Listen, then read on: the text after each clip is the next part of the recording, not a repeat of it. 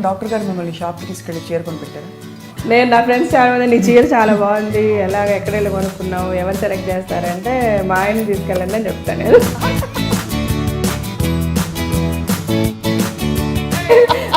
తనే చేస్తారు. మీ మీద రాజశేఖర్ గారి మీద కామెడీ స్కిట్స్ చాలా అవును మిమిక్రీ షోస్ చూస్తారు, చూసి నవ్వుకుంటారా? జీవిత గారికి ఏమి ఇష్టం? టమాటా పప్పు ఒకటి మై ఫేవరెట్. అని చిన్నప్పుడు మా అమ్మాయి తన నీకు ఏం అక్కలేదు, ఇది కిరాణా కొట్టుడికి పెళ్లి చేసేస్తే రోజు పప్పు ఉంటే చాలు నీకు అనేవాళ్ళు అనమాట చిన్నప్పుడు మా అమ్మ. జీవిత గారు మీ సినిమాలోని ఒక మంచి పాట ఈ నోట విన్నాను, కానీ చచ్చినా నేను పాడలేను కూడా అస్సలు. అలా నమ్మకపోతే బికాజ్ మీ స్వీట్ గా మ్యూజికల్ గానే ఉంటుంది. నా గొంతు స్వీట్ గా ఉంటుందని మీరు ఒక్కరే. నా పిల్లలు అప్పుడు పొద్దున్న లేచి వెంటనే మాట్లాడితే మా ఆయనకి డబ్బింగ్ చెప్పచ్చు అంటారు మా పిల్లలు. అట్లా నా గొంతు స్వీట్ గా ఉండదు కానీ అలా తెలుసు. ఏమంటారు డాడీకి డబ్బింగ్ చెప్పదు? అవును. మెయిన్ గా సార్ మీ పట్ల తిరిగి అని అడగడం, మీరు బంగారు అని మీరు పిలవడం. రాజశేఖర్ గారు నేను ఫ్రాడ్ అని పిలుస్తుంటే ఆవిడ చాలా అప్సెట్ అయ్యారు. పక్కకు పిలిచి వాళ్ళ కూతురుతో అదేంటి ఫ్రాడ్ అంటుంది తనంటే అప్పుడు మా అనేసేవారు నిజంగా. నేను మామూలు నాకు అలవాటు అయిపోయింది అండి ఫ్రాడ్ ఫ్రాడ్ ఫ్రాడ్ అని పిలవడం. ఇట్లా ఫ్రాడ్ అంటున్నావంటే ఏంటి మా అమ్మ ఫీల్ అయిపోతున్నారు అని అంటే సినిమా యాక్ట్రెస్ వద్దని అనుకున్నా కూడా అవును పోరాడి చేసుకున్నాను. పెళ్లి రాజశేఖర్కి వేరే అమ్మాయితో అంతా ఫిక్స్ అయిపోయింది ఫిల్మ్ ఇండస్ట్రీలోనే, but not actress. Not an actress. తను నాతో చదివింది స్కూల్లో, నాకు 1 year సీనియర్ అమ్మాయి. ఎవరో చెప్పేది కదా. ఐడియా ఎక్కడి నుంచి వచ్చింది పెళ్లి చేసేసుకోండి మీరు ఇంకా చాలు అనేసి? వెంటనే పెళ్ళి అని అనుకున్నారు.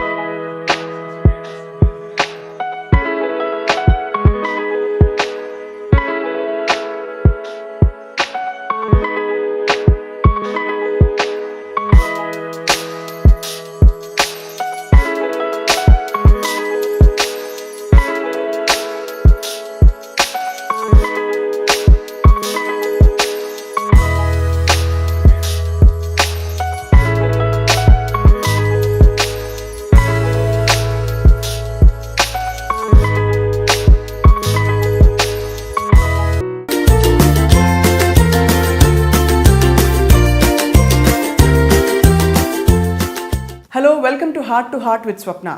ఇవాళ హార్ట్ టు హార్ట్లో పరిచయం చేయబోయే వ్యక్తి ఎవరంటే, నిజానికి ఒక తన ఉనికి చాలా పీక్ స్టేజెస్లో ఉన్నప్పుడు ఆ ఉనికిని పక్కన పెట్టి మరొకరికి తోడుగా నీడగా తన మ్యారీడ్ లైఫ్ని ఎంచుకున్నారు ఆవిడ. కానీ ఆ తర్వాత కూడా భర్త పేరు భార్య పేరు ఫెవికాల్కి జోడీలాగా ఇలా అతుక్కుని ప్రజల్లో నానిపోయింది. నిజానికి వీళ్ళని ఐడియల్ కపుల్ అంటుంటారు. కాబట్టే ఈవిడితో మాట్లాడితే ఆయన గురించి, ఆయనతో మాట్లాడితే ఈవిడ గురించి ఇవే ఉంటాయి విషయాలు.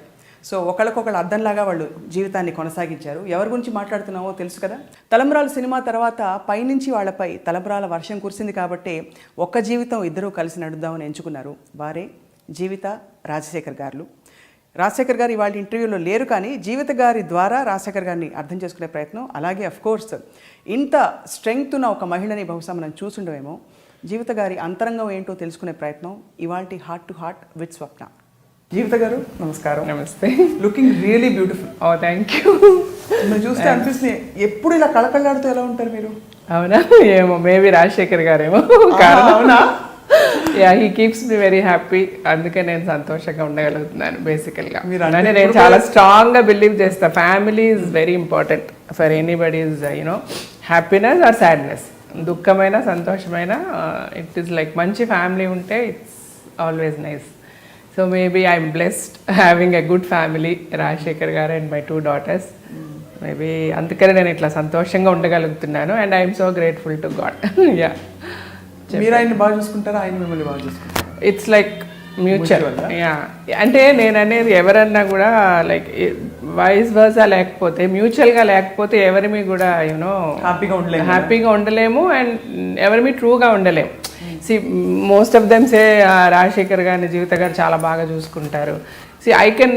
నేను ఆయన్ని బాగా చూసుకోగలిగానంటే ఆయన నన్ను బాగా చూసుకుంటారు కాబట్టి it's like simple logic.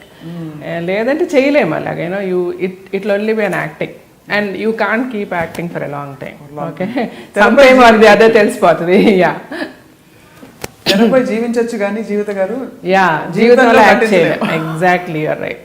I do agree. అందులో మీరు రాజశేఖర్ గారు మీరు యూఆర్ నోన్ ఫర్ అంటే ఎంత కాంట్రవర్సీ అయినా ఎలాంటి గొడవలు అయినా సరే అసలు ఇక్కడ ఉన్నది బయటకు వచ్చేస్తుంది అని చెప్పేసి ఎక్కడ దాపరికాలు లేవు కదా ఇప్పుడు అస్సలు ఉండవు. అంటే యాక్చువల్గా నేనన్నా కొంచెం హైట్ చేస్తే బాగుంది, అంటే సర్టన్ థింగ్స్ మనం చెప్పకుండా ఉంటేనే బాగుంటుందేమో అని నేను కొన్ని ఫీల్ అవుతా. మేబీ అలాంటి నచ్చినప్పుడు కొన్ని విషయాలు చెప్పకుండా మనం అవాయిడ్ చేసేస్తే things will be much better. That's my personal feeling. కానీ రాజశేఖర్ గారికి ఎట్లా అంటే మీరు ఆయనకు కోట్ల రూపాయలు ఇచ్చి ఇది మీరు హైడ్ చేయండి అంటే కూడా ఆయన చేయలేరు. హీస్ సో ఓపెన్ అనమాట. ఈజ్ అంటే చైల్డ్ అని కూడా చెప్పలేము. Even maybe child up to 3 years. A child after 3 years or you know when 4 ఏళ్ల వచ్చేస్తే పిల్లలు కూడా అబద్ధాలు చెప్తారు. You understand. వెరస్ రాజశేఖర్ గారు లోపలే అనమాట. మీరు ఎంత చెప్పండి అంటే ఇలా చెప్పడం వల్ల మనకి చాలా లాస్ అవుతుంది అని అనుకున్నా కూడా he can not do that. And that's the main reason. ఆయన చాలా ప్లేసెస్లో he'll put me in front అనమాట. నువ్వే మాట్లాడు అంటారు. ప్రెషర్ ఫీల్ అవ్వరు అప్పుడు? అయ్యో నాకు ఇష్టం లేదు కానీ మా వారిని నమ్ముతారు లేకపోతే ఎగ్జాక్ట్లీ. అంటే I 200% respect his feelings and I like the way he is. ఆ frankness and openness is what is keeping him so healthy and happy till now. అంటే ఫర్గెట్ అబౌట్ కెరియర్ సక్సెస్ అవన్నీ తర్వాత. మీరు హార్ట్లో you know when you're so open and when you're so pure మీకు ఏ problem రాదు. Even health wise అవనివ్వండి, look wise అవనివ్వండి, you can be you know cool. ఆయన హాయిగా ఉంటారు, తింటారు, పడుకుంటారు. Because he doesn't have anything in his heart. He doesn't plan anything. అలాగ మనం once you start planning are మనసులో ఏదన్నా పెట్టుకున్నప్పుడు automatically it will show in every aspect of your life. And that is the best part I like in Rajasekhar గారు. ఆయన అంత పెద్ద hero అందంగా ఉంటారా? Not like that. ఆయన ఈజ్ అ హ్యాండ్సమ్ పర్సన్. ఇదన్నిటికంటే కూడా the best quality in him is that. You find him handsome కదా? He is, of course. I do. I know, obviously. Yes. No doubt. And I'm very proud being his wife. Undoubtedly. And it's like most of the women, అందరికీ కూడా it's like a dream. మనం when we టీనేజ్కి వచ్చినప్పుడు నా husband అందంగా, స్మార్ట్గా, హ్యాండ్సమ్గా ఉంటే బాగుంటుంది అని ప్రతి ఒక్కరు అనుకుంటారు. బట్ అందరికీ యూనో అలాంటి అవకాశం రాకపోవచ్చు. I'm one among the lucky people who have a handsome, good-looking wife. Definitely, అంటే of course he is lucky to find you. మీలాంటి ఒక అండర్స్టాండింగ్ పార్ట్నర్ ఆయన రావడం. బికాస్ మీ ఇద్దరిని కపుల్ గానే చూస్తారు ఎప్పుడు. ఇన్ఫాక్ట్ మిమ్మల్ని అడిగినప్పుడు కూడా అందుకే మీ ఇద్దరిని కలిపి ఇంటర్వ్యూ అడిగాను. బికాస్ విడదీయలేని జోడి కనిపిస్తారు అలా చూస్తే. అండ్ అదే మీరు అన్నారు కదా ఆయనని మీరు ప్రొటెక్ట్ చేస్తుంటారు ఏం మాట్లాడినా అని చెప్పి. అంటే డెఫినెట్గా ఆయన మాట్లాడేది రైట్, అందులో తప్పు, ఆయన మాట్లాడేది తప్పు కాదు. In a way I'm wrong saying that ఇది మనం చెప్పొద్దు అన్నది. అంటే పొలిటికలీ కరెక్ట్ గా ఉండవసరం లేదంటే అప్పుడు నాకు అనిపించేస్తుంది సరే బియాండ్ యూనో సపోర్టింగ్ హిమ్ నేను ఎవరినో ఎందుకు ప్రొటెక్ట్ చేయాలి, దానివల్ల మనకి ఏమి లాస్ వస్తుంది, వస్తే let us face it. After all there is nothing that we can not face. And when you're మీరు రైట్ అన్నప్పుడు యూ హ్యావ్ మనకి ఆటోమేటిక్గా will get all the strength to face any problem. మీరు ఆన్ ద రైట్ సైడ్ ఉన్నప్పుడు అది ఎంత రాంగ్గా project కానివ్వండి, సమ్ టైమ్ అది other you know the truth will come out. Yeah చెప్పండి. That's the reason I protect him. Say like Jagan గారి మీద when we had an interview అవనివ్వండి, లేకపోతే మెగాస్టార్ గారి మీద అవనివ్వండి. ఎందుకు ఎక్కడి నుంచి వస్తుంది నిజంగా అప్పుడు బాగా మీరు ఫీల్ అయ్యారా? అంటే జెన్యున్ గా వాట్ ఎవర్ మేము ఏదైతే మాట్లాడామంటే ఇవాళ దాని గురించి మళ్ళీ మాట్లాడడం రైట్ కాదు. బికాస్ మెనీ పీపుల్ సేమ్ నేను మీకు చెప్పా కదా సర్టన్ థింగ్స్ మనం చెప్పకుండా ఉంటే బాగుంటుంది అన్న ఫీల్డ్లో ఉంటారు చాలామంది. బట్ మా ఇష్యూలో ఆల్రెడీ వచ్చేసింది కాబట్టి నేను మళ్ళీ మాట్లాడతాను. ఇట్ ఈస్ నాట్ లైక్ మళ్ళీ ఏదో పాత విషయాలు మాట్లాడాలని కాదు. అట్ ద సేమ్ టైం ఏంటంటే అప్పుడు జరిగిన ఇన్సిడెంట్స్ కానీ whatever has happened was 210% wrong from their side. ఆ తర్వాత మేము మేము మాట్లాడిందే తర్వాత చాలా మంది మాట్లాడారు. ఆ పార్టీలో వాళ్ళు అవనివ్వండి, వాళ్ళ సపోర్టర్స్ అవనివ్వండి, మేము తప్పన్న వాళ్ళు అవనివ్వండి, many people said what we said. మరి అలాంటప్పుడు మాది బాగా హైలైట్ అయిపోయి చేసేసారు. Because maybe we were the first to talk. అంటే వన్స్ సీయింగ్ అస్ ఎవ్రీబడి స్పోక్. నౌ లైక్ మమ్మల్ని అంటే పీపుల్ ఎంత హిపోక్రసీ అంటే ఇక్కడ ఈ సొసైటీలో సో మనం మమ్మల్ని మీరు ఎందుకు ఇలా మాట్లాడారని అదే వ్యక్తులు పక్క రూమ్లోకి వెళ్ళి మీరు చాలా బాగా మాట్లాడారండి, ఇలాగే ఉండాలి, ఈ ధైర్యం ఎవరికి, ప్రతి ఒక్కరు అనేది అంటే వాళ్ళ హార్ట్స్కి తెలుసు. ఎవ్రీబడి అంటే మనం ఎవరికన్నా లైవ్ చేయగలం, ఎక్కడన్నా యాక్ట్ చేయగలం, but not to our heart కదా. సో ప్రతి ఒక్కరి మనసులకి తెలుసు ఏం జరిగింది అన్నది. బట్ దానిని యూనో ఎట్లా అంటే సందర్భానుసారంగా మార్చేసి మాట్లాడేసి బ్రతికేస్తూ ఉంటారు చాలామంది. అలాగే చేయలేరు Rajasekhar garu. And but one thing what you should, అంటే not you, anybody has to accept ఏంటంటే వాట్ ఎవర్, అంటే ఎవరికి ఓపిక ఉన్నా రీవైండ్ చేసుకొని చూస్తే రాజశేఖర్ గారు మాట్లాడిందే చాలా మంది తర్వాత మాట్లాడారు. సో రాజశేఖర్ గారికి ధైర్యం, millions of people told and it was proved. But it's okay. So what ever maybe మాకు ఒక ఇది జరిగింది, మేము మాట్లాడాము, తర్వాత దాన్ని కొంచెం పొలిటికల్గా మార్చడం జరిగింది. It's okay. We also went with the political party. Then ఎప్పుడైతే మనం పొలిటికల్ పార్టీతో వెళ్ళామో వీ హ్యాడ్ టు టాక్. మళ్ళీ దాన్నే రిపీట్ చేయాల్సి, అంటే ఒకసారి ఒక ఇన్సిడెంట్ అయిపోయింది, మళ్ళీ దాన్ని ఎందుకు మళ్ళీ మాట్లాడారంటే మళ్ళీ మాట్లాడడానికి అవసరం ఏమొచ్చింది when we join a political party. So ఆ political parties the main agenda was to talk against this particular party. So we had to continue, మళ్ళీ కంటిన్యూ అయింది. అది for a long time. But the most funniest part ఏంటంటే after some time ఏ political పార్టీలో అయితే మేము join అయ్యి ఆ పార్టీ గురించి మాట్లాడాల్సి వచ్చిందో మళ్ళీ అదే పొలిటికల్ పార్టీలోకి ఆ పార్టీ వచ్చి మర్జ్ అయిపోయింది. అవును, అప్పుడు ఎలా ఫీల్ అయ్యారు? And then it was like so disgusting, so awkward.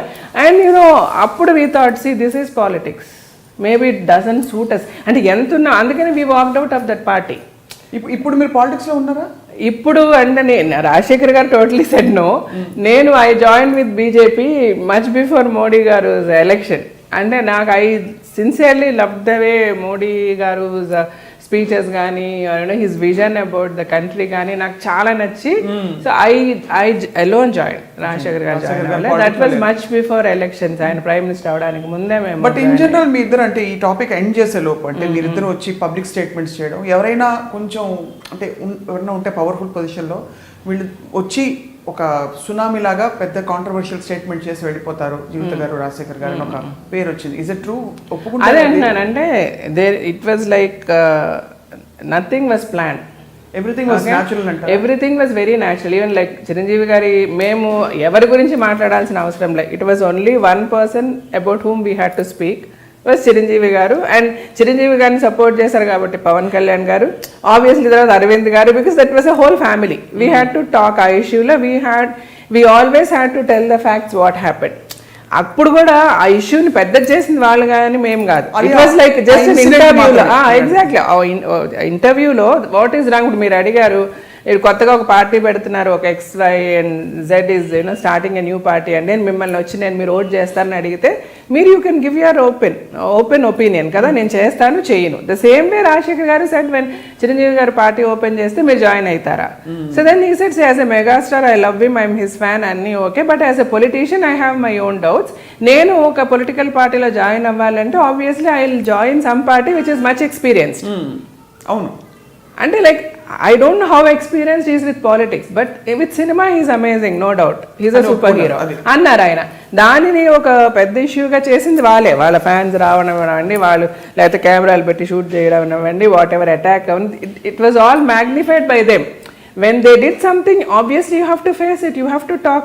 You can't just keep quiet. Why should you keep quiet? Everybody has got their own self-respect. Correct. However big, however small you are. ఇప్పుడు మా ఇంట్లో పని మనిషే ఉంది, maybe she is working under me for 6,000 rupees salary. But if I say something which is not connected to her, she is not going to accept. Just because Jeevitha garu చెప్పారు కదా సరే అమ్మ అని వెళ్ళదు, ఏందమ్మా అట్లా మాట్లాడుతున్నా ఉంటుంది అంటదా లేదా? When something is hurt you have to talk. ఇప్పుడు ఎలా ఉన్నాయి మీ టర్మ్స్? అంటే ఆ తర్వాత చిరంజీవి ఆయన అంటే చాలా సార్లు అంటే మధ్యలో అట్లా అయినా, but after period of time meet functions లో కలిసినప్పుడు మాట్లాడడం చేయడం, నౌ వి ఆర్ ఫైన్. ఈ విషయం అస్సలు లేదు ఈ విషయం గురించి, అండ్ ఇట్స్ వెరీ ఆక్వర్డ్. ఆయన అడగలేరు, మేము మాట్లాడలేము, బట్ జనరల్ గా కలుస్తాము, మాట్లాడతాము ఫంక్షన్స్ లో. ఇప్పుడు కూడా చూస్తే ఒపోనెంట్స్ మీరు ఆయన కాంగ్రెస్ లో ఉన్నారు, మీరు బీజేపీలో. అంటే ఇంకా నేను ఆ తర్వాత ఆఫ్టర్ చిరంజీవి గారు కాంగ్రెస్ లో జాయిన్ అయిపోయి అంత ఇది అయిపోయిన తర్వాత పాలిటిక్స్ లో నేను వేరే విజన్ లో చూడడం మొదలు పెట్టేశాను. It's like totally different scene. అంటే అక్కడ there is no enemy, there is no friend. పాలిటిక్స్లో అందరూ ఎనిమీసే, అందరూ ఫ్రెండ్సే. It's like that. అంటే if you can gel into it, you can walk into it, otherwise you just get out of it. And you can never think of correcting it, or you can never think of, you not even dream about it. That's what I felt. Whatever in the small journey of mine in this politics, what I saw. And even like బీజేపీలో నేను join అయినా కూడా I sincerely wanted Narendra Modi garu to become the prime minister. అప్పుడు నాకు చేతనైన whatever little campaigning that decided, I met him couple of times. And then Rajasekhar garu also shot one song, ఆయనతో ఒక song shoot చేసాము ఫర్ ద మీడియా, సోషల్ మీడియాకి. And genuinely my only interest was ఆయన prime minister అయితే బాగుంటుంది అని అనిపించింది. నా డెఫినెట్గా till today I have no regrets in my decision. అంటే it's not like I cannot say like అందరూ 100% కరెక్ట్ ఉండలేరు. Okay, it's like human errors are, it's like it is a must, it's natural. ప్రతి ఒక్కరు చిన్న చిన్న విషయాల్లో చిన్న చిన్న మిస్టేక్స్ జరగచ్చు. But I think he's amazing as a prime minister till today. And ఎవరన్నా ఇంకొకటి ఏంటంటే ఇక్కడ వర్స్ట్ పార్ట్, ఎవరన్నా ఏదన్నా మంచి చేసేది, క్రిస్టఫర్ కొలంబస్ అమెరికా కనిపెట్టినప్పుడు కూడా ఏముంది పెద్ద మ్యాటర్ అన్నట్టుగానే ఉంటుంది ఇక్కడ. That's how the society is. I don't know. And nobody can appreciate anything which is good. అందరంటే అంటారు ఏదన్నా ఒకటి జరిగిందంటే దాంట్లో ఏది మైనస్ ఉంది అని మాట్లాడడానికి వెంటనే గబగబా వచ్చేస్తారు, మాట్లాడతారు. కానీ అందులో ఏది గుడ్ అని మాట్లాడే ఓపిక ఎవరికి లేదు. And if you are put into that position, what you do అంటే they will have no answer. కాబట్టి సొల్యూషన్స్ ఎవరు ఊరికే కామెంట్ అంతే అంతే అంతే. అది చేయడం వల్ల ఏమైతుంది, the people are totally getting so confused, which is right, which is wrong. అంతే కదా. ఆర్ అల్టిమేట్ నేనేమంటానంటే, ఒక టీవీలో ఒక స్పీచ్ ఇచ్చినా, ఒక ఇంటర్వ్యూ ఇచ్చినా, ఏది చేసినా ఒక స్టేటస్ ఉన్న వాళ్ళకే అది పాసిబిలిటీ ఉంటుంది. ఆ స్టేటస్ ఏంటి, 10 మంది మీరు మాట్లాడితే వింటారు అన్న స్టేటస్ ఉన్న వాళ్ళనే పిలిచి మీరు మాట్లాడతారు. అది అందరికీ రాదు. సో గాడ్స్ గిఫ్ట్ అది. అది ఉన్న వాళ్ళు at least try to say something useful to the people. 90% of the time is wasted abusing each other. తప్పితే ప్రజలకి జెన్యున్గా యూఆర్ టాకింగ్, మీరు మీ అబ్యూజింగ్లో కూడా ఏముంటుంది, ప్రజలు ఇలా అయిపోతున్నారు, ప్రజలు ఇలా అయిపోతున్నారు అని ఉంటుంది తప్పితే. కానీ ఈ స్కీమ్ వల్ల అంటారు తప్పితే నువ్వు ప్రజల్ని బాగు చేయడం ఏంటి అన్నది ఆలోచన ఎవరికి ఉండదు. ఆ డైరెక్షన్లో ఎవ్వరూ మాట్లాడరు. ఈవెన్ టేక్ దిస్ డిమానిటైజేషన్ వరకు కూడా, at least is doing something, at least is trying to do something. ఇప్పుడు ఈ డిమానిటైజేషన్ ఇష్యూ మీరు అడగకుండా నేను మాట్లాడేస్తున్నాను.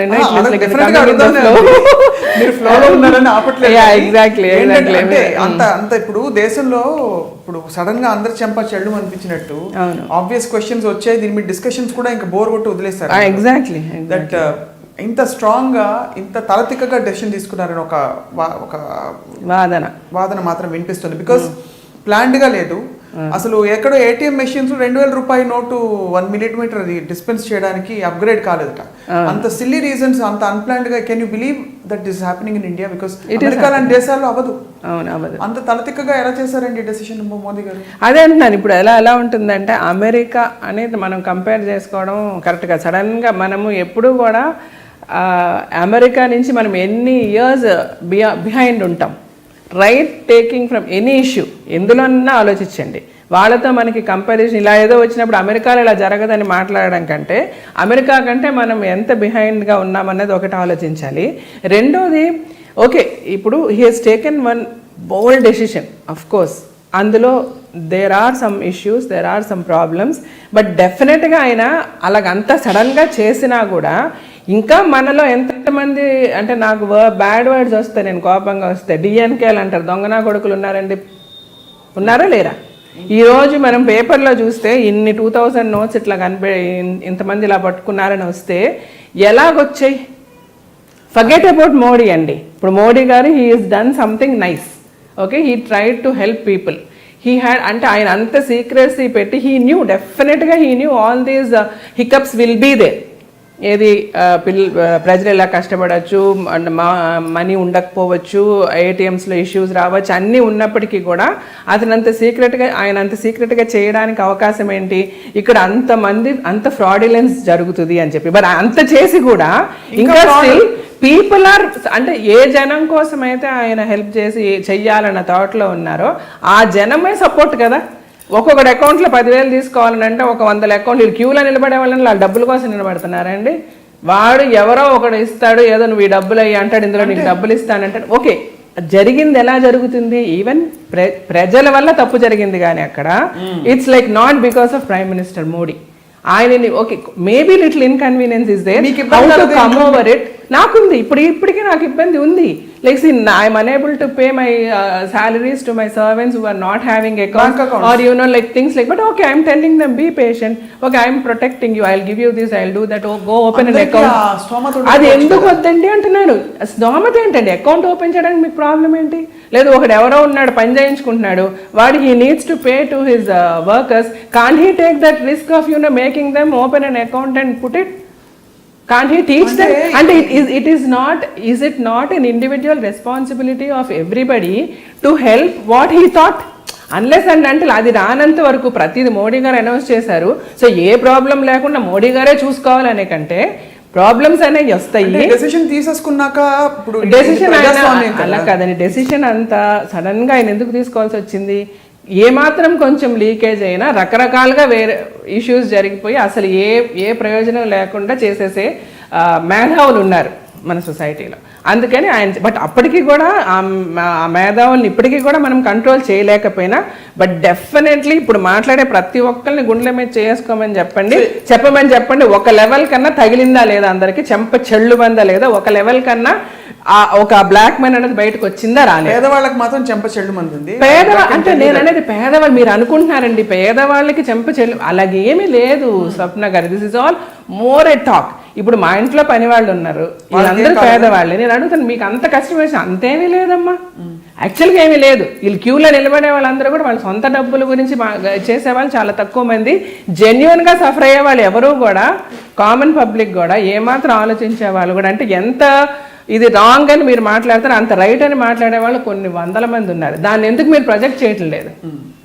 ఇప్పుడు మీడియా ఉందండి, సో మీరు టీవీ వెళ్ళిపోయి ఒక కెమెరా పెట్టుకొని ఒక ఎమ్మెల్యేనో ఒక ఎంపీనో ఒక రోజా గారు ఇంకొకరు వెళ్ళిపోయి బ్యాంక్ ముందు ఇది ఎందుకు చేయటం లేదని అడిగేది వేస్తున్నారు మీరు.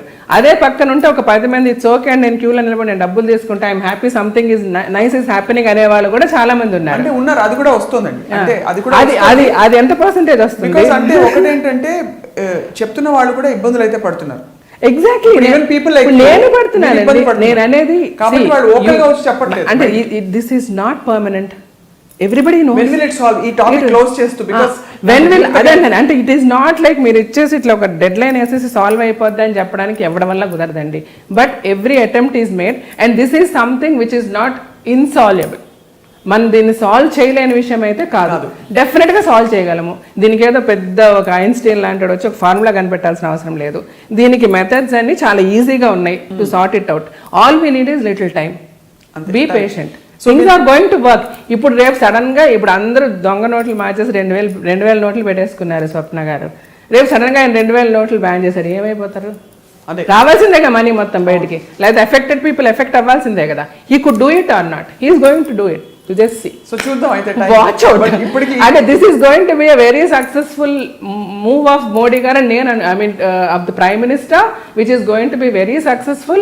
Maybe initially he is going, అంటే ఏదన్నా మంచి చెప్పే ముందు చాలా పడాల్సి వస్తుంది. ఏదో అంటారు చూసారా, కాసే చెట్టు మీద రాళ్ళు అన్నట్టుగా. He will do it. అంటే ఇట్స్ నాట్ నేను బీజేపీలో ఉన్నానన్న దాని గురించి కదా, అసలు బీజేపీలో ఉన్నానో కూడా నాకు తెలియలేదు. ఎప్పుడో నేను వెళ్ళేసి ఎలక్షన్ క్యాంపెయిన్ చేసిన తర్వాత people know that I'm nowhere. But even then as ఒక సిటిజన్ ఆఫ్ ఇండియా నేను చూస్తూ నా చుట్టూ ఉన్న సరౌండింగ్స్ ఏం చెయ్యాలి, ఏం చేయగలం అంటే ఏమీ చేయలేం మనం అని అనుకునే పరిస్థితిలో నిజంగా నాకు అనిపిస్తుంది. An individual you SIT back, you become a politician also, you can't do anything. ఇక్కడ ఎలా ఉన్నదంటే ప్రజలు, నేననేది ఓటింగ్ సిస్టమే కరెక్ట్ లేదు, మన ప్రజల్లోనే తప్పులు ఉన్నాయి. ఇప్పుడు మీరు పార్టీని చూసి ఎందుకు ఓట్ చేస్తారు? మనిషిని చూసి ఓట్ చేయండి. The day you start voting, looking at the people, caliber of the person caliber చూసి వాడు చేయగలడా లేడా అని ఆలోచించి మీరు ఓట్ చేసిన రోజు దేశం బాగుపడుతుంది. You never do that. పార్టీని చూసి కదా మనం ఓట్ వేసేది. రైట్. మనకి ఆఫ్ కోర్స్ పొలిటికల్లీ మీరు చాలా చార్జ్డ్ అప్ గా ఉన్నారు, పార్టీలో లేనంటున్నారు. No, I'm not in. I'm definitely not in. And I am there, but actively you don't see me. But there is an issue. I'm just trying to talk about it and what I genuinely feel. అంటే నేను అనేది ఏదో అలాగని నరేంద్ర మోడీ గారు చేసిన దానివల్ల ఏమి మైనస్లు రాలేదని అనడలే. But it's like take it as a human error, try to solve it and try to give your suggestions to solve it. What is the human error making the decision? Not making a decision. Maybe like కొంచెం initiatives తీసుకొని ఇప్పుడు ఏటీఎంలు అంటారా లేకపోతే డబ్బులు crunch అంటారా ఇలాంటివన్నీ లేకుండా ముందే ప్లాన్ చేసి ఇప్పుడు ఏవైతే ఇష్యూస్ చెప్తున్నారు క్యూల్లో నిలబడుతున్నాం లేకపోతే ఏటీఎంలు బంద్ చేయట్లేదు ఇలాంటివన్నీ జరగకుండా ముందే కొంచెం ఏటీఎంస్ రెక్టిఫై చేసి ఉండొచ్చా లేకపోతే ఇంకొంచెం మనీ ముందే ప్రింట్ చేసి ఉండొచ్చా ఇలాంటివన్నీ మనకు అనిపించినప్పటికీ ఆయనకి మనకంటే ఎక్కువ అనిపించుంటాయి డెఫినెట్గా. దానికి పాసిబిలిటీ లేదు కాబట్టి ఆయన చేసి ఉండరు. బట్ ఈవెన్ దెన్ అలాంటివి తప్పులే అని అన్నా కూడా మేధావులు నాకు అంత నాలెడ్జ్ లేదు, నేను అంత చదువుకోలేదు. నేను I'm just whatever all my knowledge is my experience in life, what I see, దాంతోనే మాట్లాడుతున్నా. దాంతో నేనేమంటానంటే అలాంటిది జరిగున్నా ఎర్రర్ జరిగున్నా మీన్ ఇది తప్పు అని అనిపించినా దాన్ని ఎలా రెక్టిఫై చేయాలని మీరు ఆలోచన చెప్పడం మానేసి ఇది తప్పు అని ఎందుకు మాట్లాడుతున్నారు అంటాను. అదే వస్తుంది.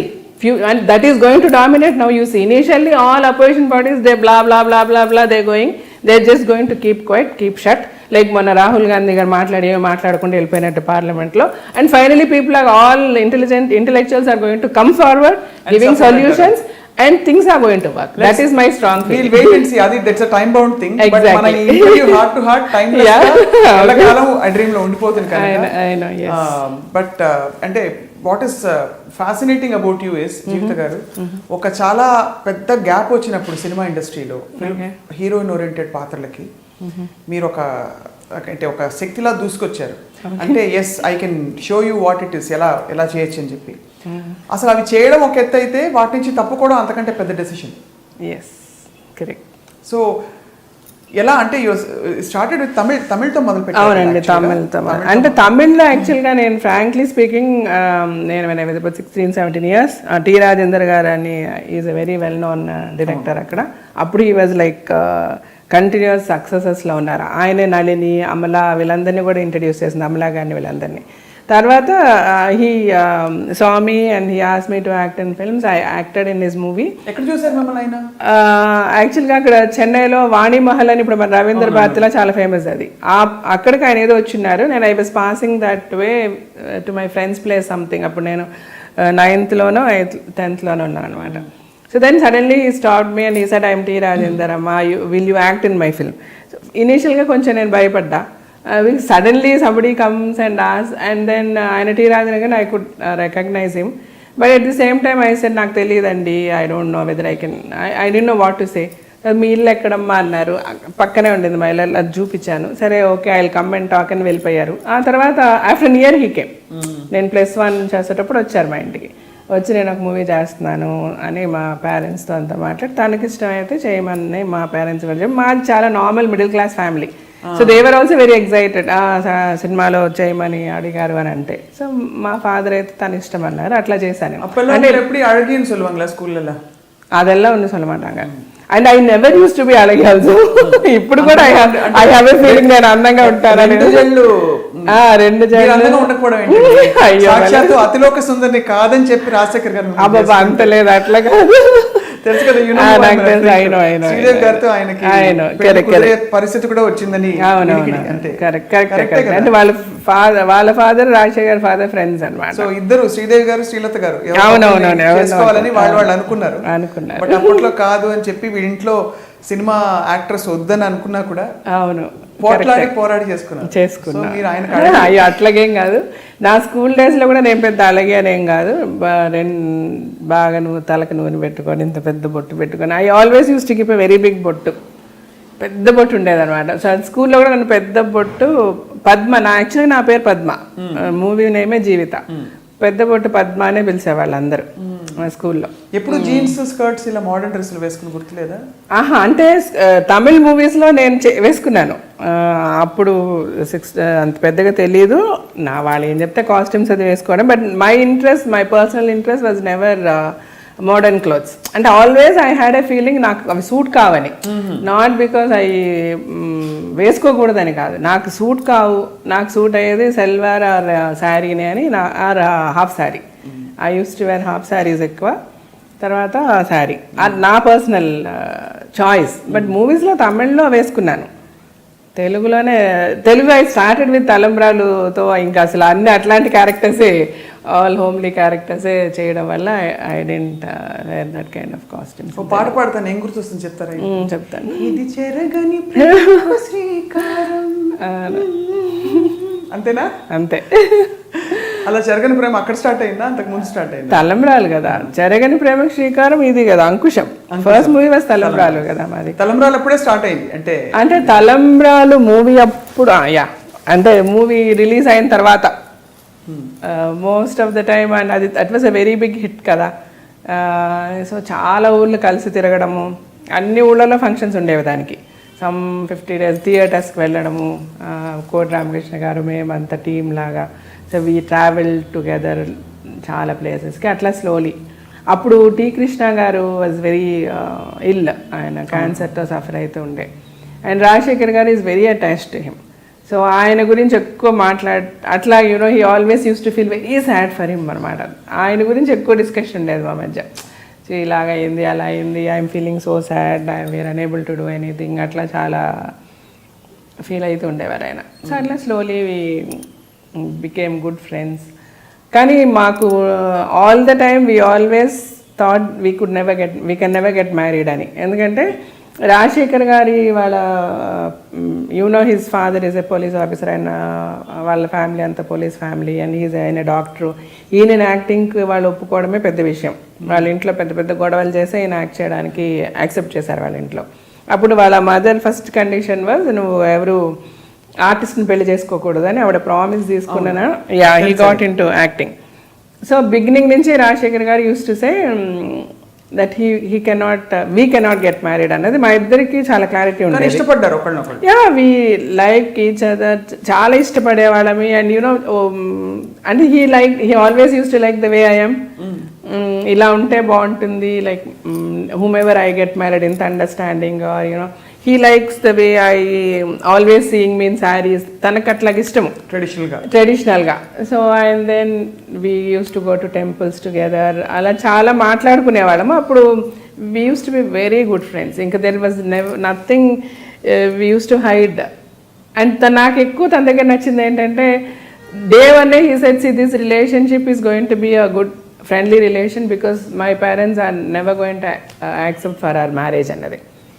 So all that I liked. That was very, ఇంకా that made me love him more in fact rather. అంటే ఏదో చీట్, ఈ అమ్మాయి నన్ను ఇష్టపడుతుందో, లేకపోతే హౌ ద మెన్ ఆర్. మన ఇప్పుడు దేర్ ఇస్ నథింగ్ మనము హైడ్ చేయాల్సింది ఇందులో.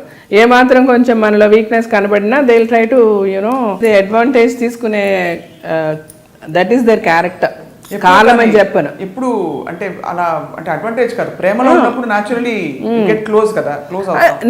క్లోజ్ అయినా కూడా he was very clear about his plan of life. And నాకు చాలా క్లియర్గా చెప్పారు ఆయన, this is what is going to happen అని.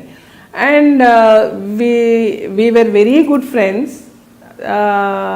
అంటే దెర్ వాజ్ నథింగ్. ఆయన ఎలా ఉండేదంటే, ఆయన పెళ్లి చూపులకి వెళ్ళి వచ్చినప్పుడల్లా నాకు చెప్తుండేవారు, ఇవాళ ఇలా వెళ్ళాము, we saw someone girl, somehow మా మదర్ గురించి వెళ్ళాను కానీ I couldn't get convinced, I said no. And he hated to go for పెళ్లి చూపులు. తనకు నచ్చదు. ఎందుకంటే నేను మెంటల్గా ప్రిపేర్డ్గా లేను. వెళ్ళి నాకు అమ్మాయి నచ్చలేదు అని చెప్తే షీల్ ఫీల్ బ్యాడ్. అందుకని he always wanted to avoid. But అప్పటికి కూడా చాలా ఫోర్స్ చేస్తే 1-2 చోట్లకి వెళ్ళినా ఇన్సెక్యూర్గా ఉండేది కదా. అంటే ఇన్సెక్యూర్డ్ గా అంటే తెలిసిన ఒక మనిషి మీద మనం ఎమోషన్స్ డే 1 నుంచి నేను ఓపెన్ గా చెప్పేస్తా. డే 1 నుంచి it was very clear that we can never get married. But I like him and I love him rather. So I made it very clear to him and he made it very clear to me, yes, I like you, I love you too. So all the time I would like to be with you. But at the same time మన ఇద్దరి పెళ్ళి ఈ మాటల్లో ఎక్కువ English వస్తుంది. Problem మనం చెన్నైలో చదివిన వాళ్ళందరికీ కూడా ప్రాబ్లం, చెన్నైలో చదివిన వాళ్ళందరికీ అందరికీ ప్రాబ్లం. కానీ రాజశేఖర్ గారి కంటే మీరు తెలుగు చాలా బాగుంటుందండి. అవునవును, ఆయన మోర్ కంఫర్టబుల్ విత్ తమిళ్ కదా. తమిళ్. సో అయితే ఏం చెప్తున్నాను, ముందు నుంచి తెలుసు తనైతే తను నన్ను చేసుకోలేరని. అలాగే నాకు కూడా తెలుసు మా ఇద్దరి పెళ్లి జరగదు, బికాస్ వాళ్ళ ఇంట్లో ఒప్పుకోరు అని చెప్పి. But even then we like each other, we very చాలా ఓపెన్గా అంటే బాగా కలుస్తాయి మా ఇద్దరి వ్యూస్. మేము ఇద్దరం పెళ్లి చేసుకుంటే బాగుంటుంది కానీ బట్ అందరికీ నచ్చి చేసుకోవాలి అన్నది తన థాట్. వాళ్ళ ఇంట్లో వాళ్ళు యాక్సెప్ట్ చేస్తేనే తను పెళ్లి చేసుకోవాలి, లేదంటే చేసుకోకూడదు అన్నది. తనకి యాక్సిడెంట్ అయింది కదా మగాడు మూవీలో, అదే దాని వల్లనే అయింది. అట్లాగా అంటే వాళ్ళు చూసి అప్పుడు వాళ్ళు నాతో ఇంటరాక్ట్ అయ్యే అవకాశం వచ్చింది, నా గురించి తెలుసుకొని. లేకపోతే ఎన్నిసార్లు వాళ్ళు కాదన్నా కూడా నా సైడ్ ఎప్పుడు అడ్వాంటేజ్ తీసుకోవడం అనేది ఉండేది కాదు. నేను రాజశేఖర్ గారు వెళ్ళి పెళ్లి చూపులు చూసి ఆయన పెళ్లి చేసుకుంటానని చెప్పేవారు. వాళ్ళ అమ్మ ఎవరిని చూస్తే వాళ్ళని చేసి, ఈవెన్ ఇంటర్వ్యూస్లో కూడా అట్లాగే చెప్పేవాళ్ళు. ఎక్కడ కూడా తెలియదు మా మధ్య ఏ ప్రాబ్లమ్స్ లేవు, నా వల్ల ఏ ప్రాబ్లమ్స్ లేవు, వాళ్ళ ఇంటి వాళ్ళకి కూడా ఏమీ ప్రాబ్లమ్స్ లేదు. సో బట్ ఈ యాక్సిడెంట్ తర్వాత ఆయన హాస్పిటల్లోనే ఉన్నప్పుడు వాళ్ళు రావడం, నేను ఉండడము, అట్లాగా ఒకరికొకళ్ళు మాట్లాడుకోవడము చేసుకోవడము. దెన్ తర్వాత ఇప్పుడు ఎట్లా అంటే వాళ్ళ ఇంట్లో ఆయనకంటే నాతోనే ఎక్కువ మాట్లాడతారు అందరూ. ఏ ఇష్యూనే నాతోనే డిస్కషన్ ఉంటుంది, నా తర్వాతనే రాజశేఖర్ గారితో. సో అయిపోయాను. అది నేను చాలా ప్రౌడ్గా చెప్పగలను. ఎందుకంటే మా అత్తగారైనా మామగారైనా లేకపోతే రాజశేఖర్ గారి బ్రదర్స్ అయినా సిస్టర్స్ అయినా ఎవరన్నా కూడా ఆ ఫ్యామిలీలో ఏ ఇష్యూనా ముందు నాతోనే చెప్తారు, తర్వాత ఆయనతో చెప్తారు. అట్లా. సో మీ పెళ్ళయ్యే టైంకి మీరు ఇద్దరు ఎస్టాబ్లిష్డ్, బాగా ఎస్టాబ్లిష్డ్, ఇద్దరు యాక్టింగ్ ఓరియంటెడ్. అంతేగా, అదే కదా. అంటే రాజశేఖర్ గారికి బాగా యాక్షన్ ఫిల్మ్స్ వచ్చాయి చాలా. అంటే మా తలంబ్రాల నుంచి స్టార్ట్ చేసిన తర్వాత ఇద్దరు మాకు అసలు అంటే ఆయన హీ డిడ్ంట్ లుక్ బ్యాక్. ఆయన మళ్ళీ వెనక్కి తిరిగి చూడాల్సిన అవసరం లేనన్ని మంచి సినిమాలు చేశారు. అన్ని క్యారెక్టర్స్ మంచి క్యారెక్టర్స్ వచ్చాయి. అలాగే మేము ఇద్దరం కలిసి ఒక 10 సినిమాల వరకు యాక్ట్ చేసాం. 10 మంచి సినిమాలే, అన్నీ ఆల్మోస్ట్ 100 days ఆడిన సినిమాలే. ఆ తర్వాత ఇంత ఒక హ్యాండ్సమ్ హీరోని మీరు పెళ్లి చేసుకుంటున్నారు. అండ్ న్యాచురల్లీ చాలా మంది అమ్మాయిలు ఆయనకి లైన్ వేసి ఉంటారు, ఫోన్ చేసి ఉంటారు, ఫోన్లు, ఫ్యాన్స్, రకరకాలుగా హీరోయిన్స్ తో వర్క్ చేస్తారు. అండ్ ఇండస్ట్రీ కొంచెం అంటే అప్పట్లో చెప్పేవాళ్ళు దట్ ఇండస్ట్రీలో ఆ ప్రాక్సిమిటీ వల్ల రిలేషన్షిప్స్ తొందరగా ఏర్పడిపోతాయని చెప్పేసి. అంతే కదా, హీరో హీరోయిన్స్ మధ్య కావచ్చు. అప్పుడే కాదు ఇప్పుడు ఎప్పుడన్నా అంతే అది. బట్ ఎప్పుడు మీరు ఇన్సెక్యూర్ ఫీల్ అవ్వలేదు ఒక స్త్రీగా? అస్సలు లేదు. అంటే మీ మీద ప్రేమ తగ్గిపోతుందని అట్లా లేదు, ఎప్పుడు నాకు అనిపించలేదు. నేను ఒకటి ఏంటంటే బేసికల్గా నేను చాలా స్ట్రాంగ్గా బిలీవ్ చేసుకుంటా. ఒకటి. రెండోది బికాస్ నేను కరెక్ట్గా ఉంటే నన్ను వదిలి ఎవరు వెళ్ళలేరు. నా పిల్లలు అవనివ్వండి, నా హస్బెండ్ అవనివ్వండి, నా ఫ్రెండ్స్ అవనివ్వండి.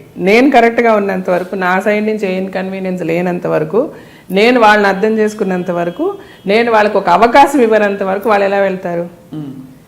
ఎక్కడన్నా ఏ రిలేషన్షిప్లోనన్నా ప్రాబ్లం వచ్చిందంటే ఏదో ఒక అవకాశం వాళ్ళకి కల్పించడం వల్లనే వస్తుంది. అది వైఫ్ అండ్ హస్బెండ్ అవనివ్వండి, పిల్లల మధ్య అవనివ్వండి, ఏమన్నా అవనివ్వండి.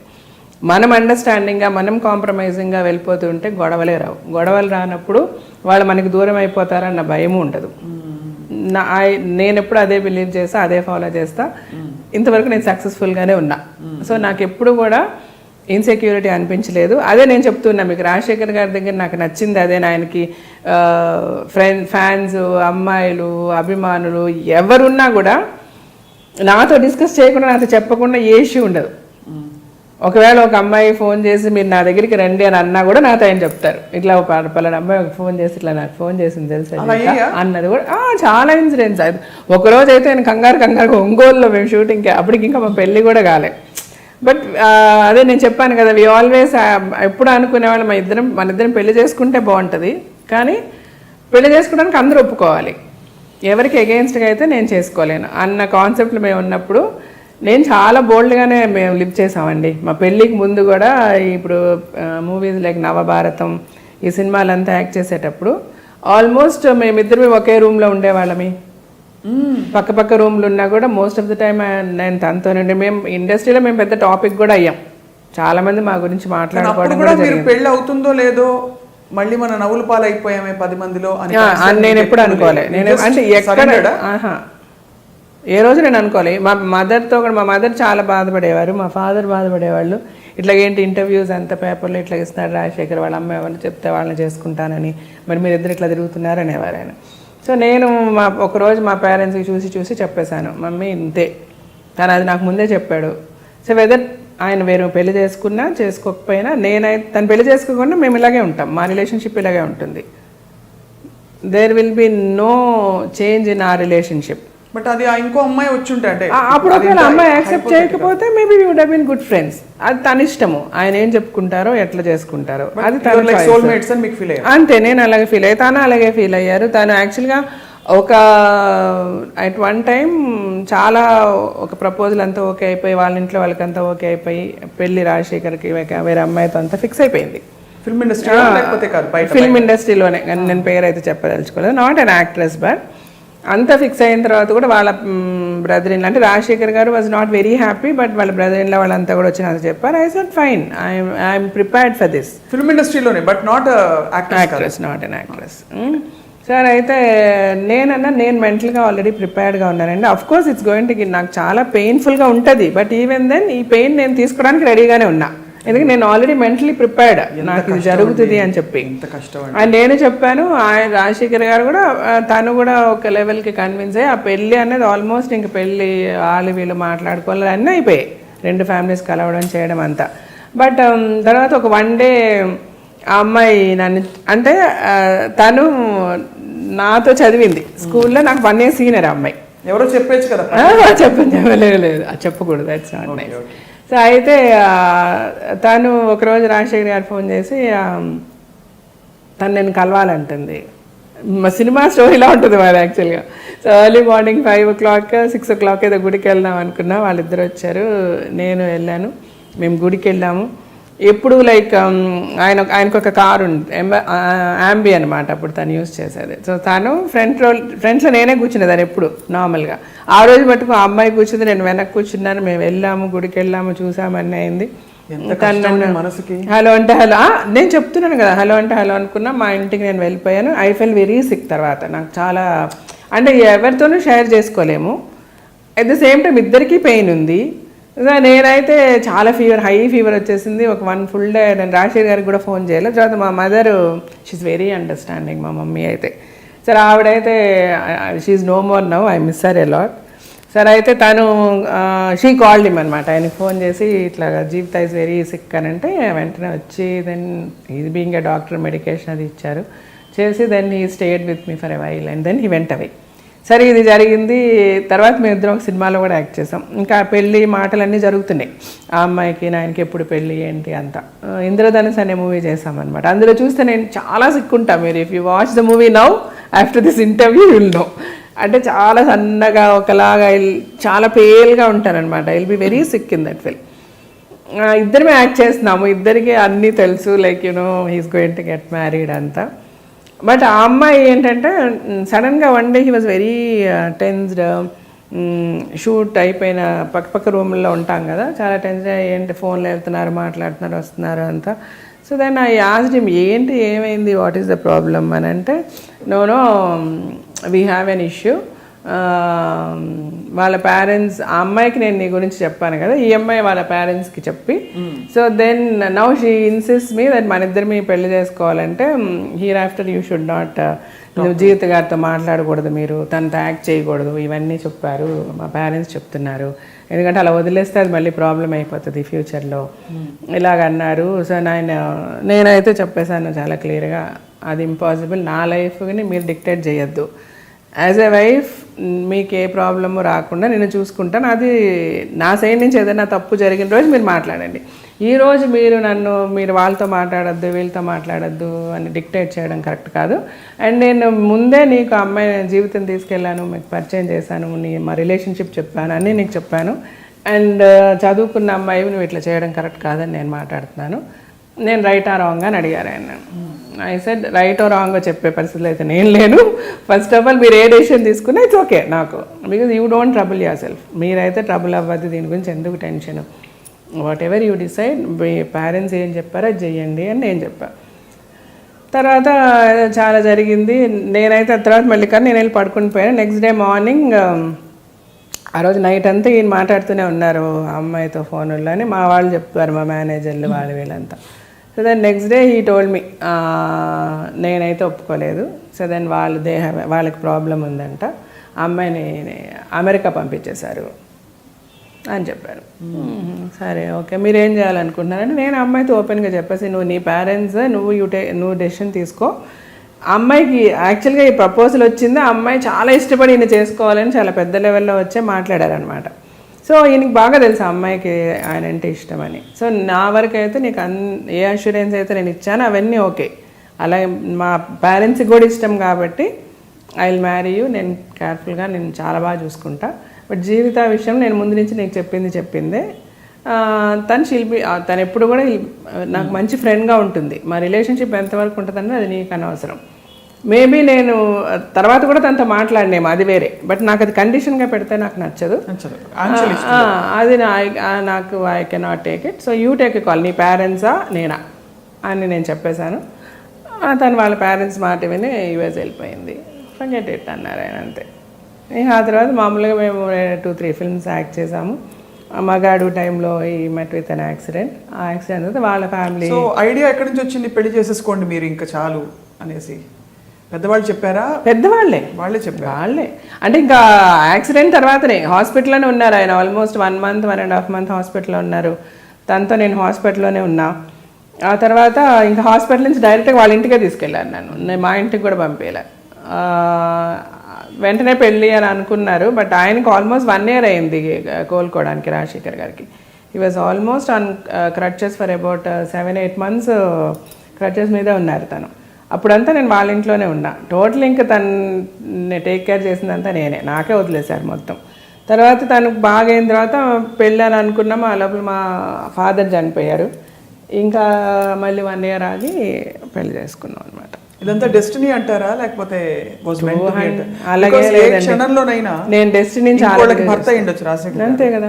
బట్ హ్యాట్స్ ఆఫ్ ఏంటి తెలుసా జీవిత గారు, ఒక మనిషిని అంత అమితంగా ప్రేమించినప్పుడు ఏదో ప్రేమలో స్వార్థం ఉండకూడదు, స్వేచ్ఛ ఉండాలి అంటారు. కానీ ఆ టైంలో మీరు ఎంత పెయిన్ పడి ఉంటారండి.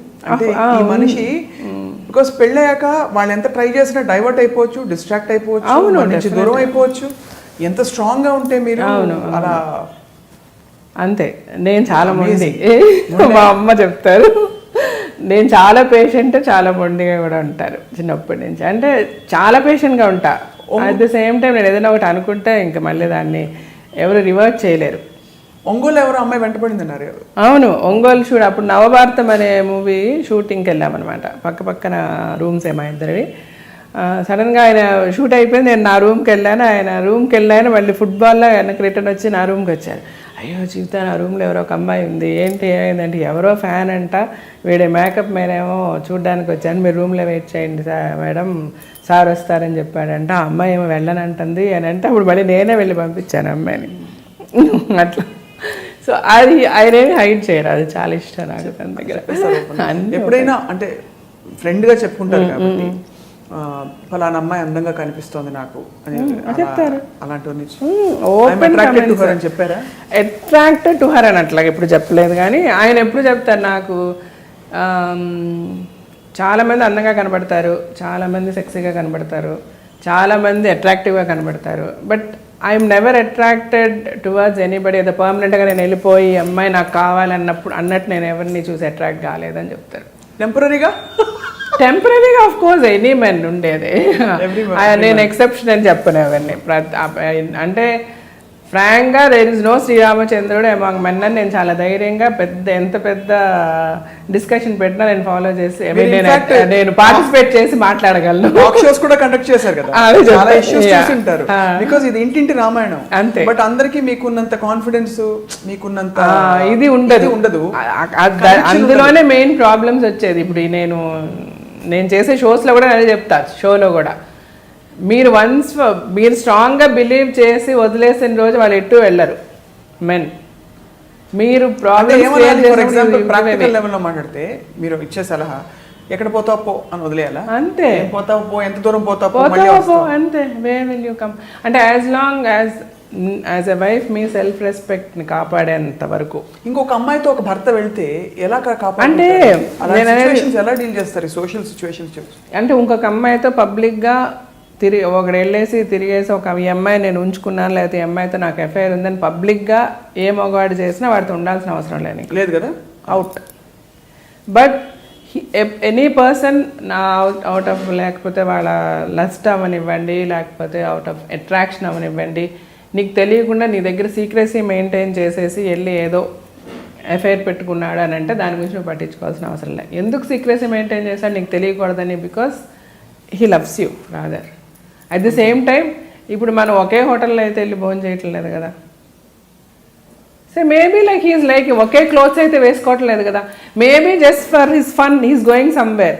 అది నీకు హైడ్ చేసి వెళ్ళాడు నీ దగ్గర నుంచి, నీకు తర్వాత ఏదో తెలిసింది, నువ్వు దాని గురించి ఒక పెద్ద ఇష్యూ చెయ్యొద్దు, వదిలేసే దాని గురించి. Don't leave your family because he's trying to hide something from you so strongly. నా వైఫ్కి తెలియద్దు అని ఏదన్నా ఏదో ఎక్కడికో బయటకు వెళ్ళేసాడు వచ్చేసాడు అని అనుకుంటే దాని గురించి పెట్టదు. You don't make a scene. But at the same time he's cheating on you, is maintain. ఇంకొక పెళ్లి చేసుకున్నాడో లేకపోతే ఇంకొక ఫ్యామిలీని పెట్టాడో, నిన్ను వదిలేసాడు, నేను పట్టించుకోవట్లేదు, నీ పిల్లల్ని పట్టించుకోవట్లేదు, నిన్ను రోడ్డు మీదకి తీసుకొచ్చేసారంటే అలాంటి వాడితో ఉండాల్సిన అవసరం లేదు. దాని గురించి డిస్కషనే వద్దు. ఇప్పుడు అంటే ఇప్పుడు సమానత్వం గురించి మాట్లాడతామండి మన సొసైటీలో. అదే భార్య చేస్తే భర్త తట్టుకుంటాడా? అదే నేను అడిగాను, చాలా షోస్లో అడిగాను. తట్టుకుంటాడా? తట్టుకోవాలి. నువ్వు చేసినప్పుడు నువ్వు భార్యను అడిగా. అందులో నా దగ్గర అలాంటి కేసులు కూడా వస్తాయి. నా పెళ్ళాం వాడితో మాట్లాడింది, నువ్వు ఇష్టం వచ్చినట్టు తిరుగుతావు, నీ పెళ్ళాం మాట్లాడితే తప్ప. సో సమానత్వం ఉండాలి కదా. నువ్వేం చేసావు, నీ పెళ్ళాం చేసినప్పుడు నీ పెళ్ళాం ఏంటి క్షమించాలి అని నువ్వు అనుకుంటున్నప్పుడు నువ్వు నీ వైఫ్ని క్షమించాలి. తప్పేంటి? ఏం తేడా ఉంది నీకు నీ పెళ్ళానికి? ఇవాళ రేపు నువ్వు పనిచేస్తే ఇంతకుముందన్నా అట్లీస్ట్ మగాడు బయటకు వెళ్ళాడు, పనిచేశాడు, సంపాదించాడు, తీసుకొచ్చాడు అనేవాళ్ళు. కానీ సంపాదించి తీసుకురావడం ఎంత పెద్ద పనో, ఇంట్లో ఉండి ఫ్యామిలీ మెయింటైన్ చేయడం అంతకంటే పెద్ద పని అన్నది మీకు అర్థం కాలేదు. సరే వదిలేద్దాం, అది మీ గొప్పతనం, మీరు సంపాదించారు అనుకుంటే ఈరోజు ఆడవాళ్ళు కూడా ఈక్వల్గా సంపాదిస్తున్నారు. కాబట్టి 210% అందరూ ఏదో వదిలేసి తిరగాలని కాదు. అసలు అలా జరిగిపోతే ఎలా డీల్ చేయాలో ఇది మీ సలహా? నా సలహా 210%. నేను అంటాను, నువ్వు మొగుడుగా నువ్వు నీ భార్య నిన్ను అర్థం చేసుకోవాలని నువ్వు ఎంత అనుకుంటున్నావో, నువ్వు భర్తగా నీ భార్యను అంతే అర్థం చేసుకోవాలి. తను నిన్ను బిలీవ్ చేయాలని నువ్వు ఎంత అనుకుంటున్నావు, నువ్వు తను అంతే బిలీవ్ చేయాలి. ఎవరితోనో బైక్లో కనబడిందంటే వదిలేసా, లేకపోతే ఎవరితోనో ఎవడో ఫోన్ చేశాడంటే వదిలేసా. ఏంటి తప్పు ఫోన్ చేస్తే మాట్లాడితే? నువ్వెవరితో మాట్లాడలేదా, నువ్వెవరితో ఫోన్లతో మాట్లాడలేదా, ఎవరికి లిఫ్ట్లు ఇవ్వలేదా? జెన్యున్గా నేను మా పిల్లలకు కూడా అదే చెప్తాను. నీకు యువర్ హస్బెండ్ ఈజ్ రైట్ అనుకుంటే you live. Your husband is wrong. తప్పు చేసేవాడో లేకపోతే అవమానించేవాడిని భరించి ఎందుకుంటారు, ఎందుకు కొట్టించుకుంటారు? ఎలా కొడతారంటే వాళ్ళు, ఎలా దెబ్బలు తింటారంటే పాపం ఈ most of the uneducated women ఈ బతుకు చెట్కా బండికి వచ్చినప్పుడు ఎలాగంటే వాళ్ళని ఒక బానిసల్లాగా ట్రీట్ చేస్తారు హస్బెండ్స్. అయినా వాళ్ళు పడి ఉంటారు. మళ్ళీ సంపాదించేది వీలే, పోషించేది వీలే.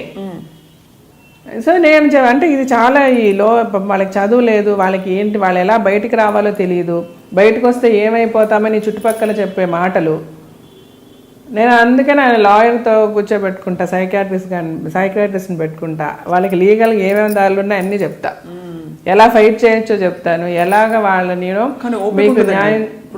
ఫైట్ చేయడం పాయింట్ అయ్యాక ఓపిక ఉండదు. అదే ఎక్కడో అక్కడ బాధ్యతలు ఉంటాయి, మానసికంగా కృంగిపోయి ఉంటారు. ఎగ్జాక్ట్లీ. ఇప్పుడు ఫైట్ చేయాలా, కొత్త జీవితం బిల్డ్ చేసుకుని ఉద్యోగం పనో వెతుక్కుని వెళ్తారా? అంటే నేను అనేది కాన్ఫ్లిక్ట్ ఏమీ లేదు అందులో. మన మైండేనండి. ఒకసారి డిసైడ్ చేసేసుకొని ఇతను వద్దు నాకు అని వదిలేసుకొని బయటకు వస్తే అంటే 110% చాలా కంఫర్టబుల్గా వాళ్ళు బ్రతికేస్తారు. ఏం జరుగుద్ది అన్నది ఏమీ లేదు. ఎందుకంటే ఆల్మోస్ట్ 80% సంపాదించేది వాళ్ళే. కాబట్టి ఆ కాన్ఫ్లిక్ట్ తీరినంత వరకు వాళ్ళకి సంఘర్షణ ఉంటుంది. అంటే నా మొగుడిని వదిలేయాలా లేదా అన్న ఒక డెసిషన్ తీసుకోవడం చూసారా, అదే ప్రాబ్లం. అది అక్కడ స్టక్ అయిపోతారు.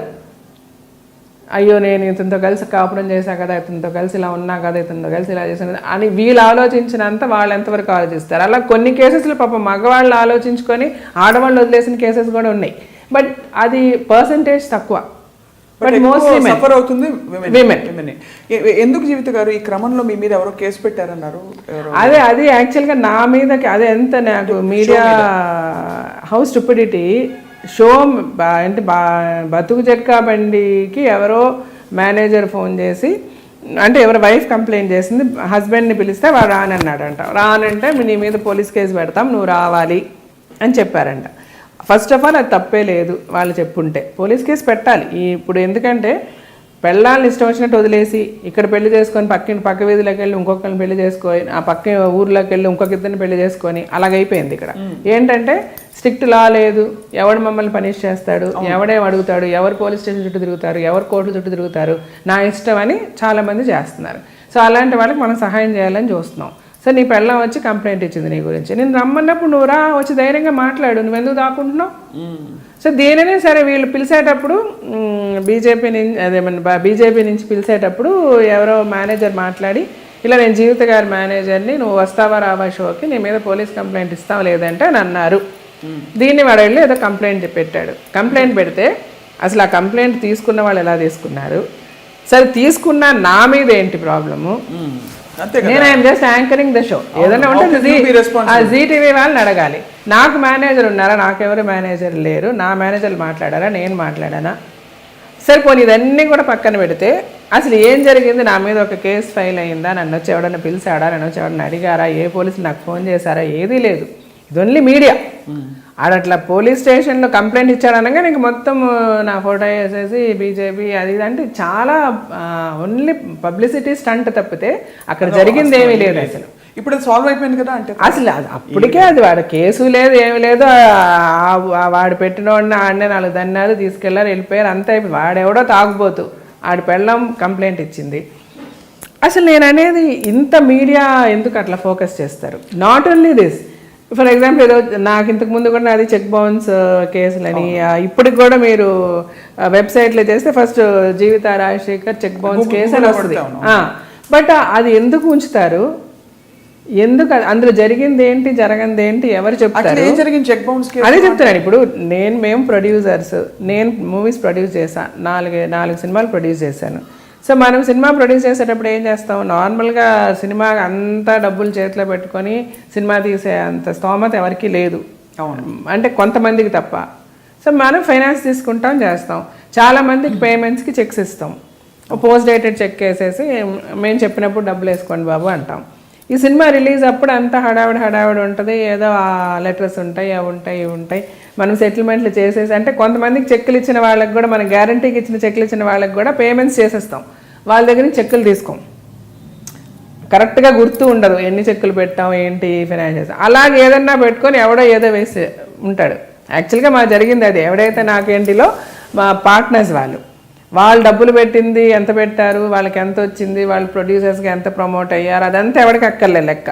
వాడేదో వాడి దగ్గర పాత లెక్క ఉన్న చెక్కులు ఏదో వేసేసి నాకు 10 లక్షలు 15 లక్షలు కావాలని వాడు బౌన్స్ చేసి, వాడు ఇప్పుడు ప్రాబ్లంలో ఉన్నాడు. కాబట్టి సినిమాలో ఇప్పుడు మనము ఇద్దరం కలిసి ప్రొడ్యూస్ చేస్తే ప్రాఫిట్ వస్తేనే కదా డబ్బులు ఇస్తారు.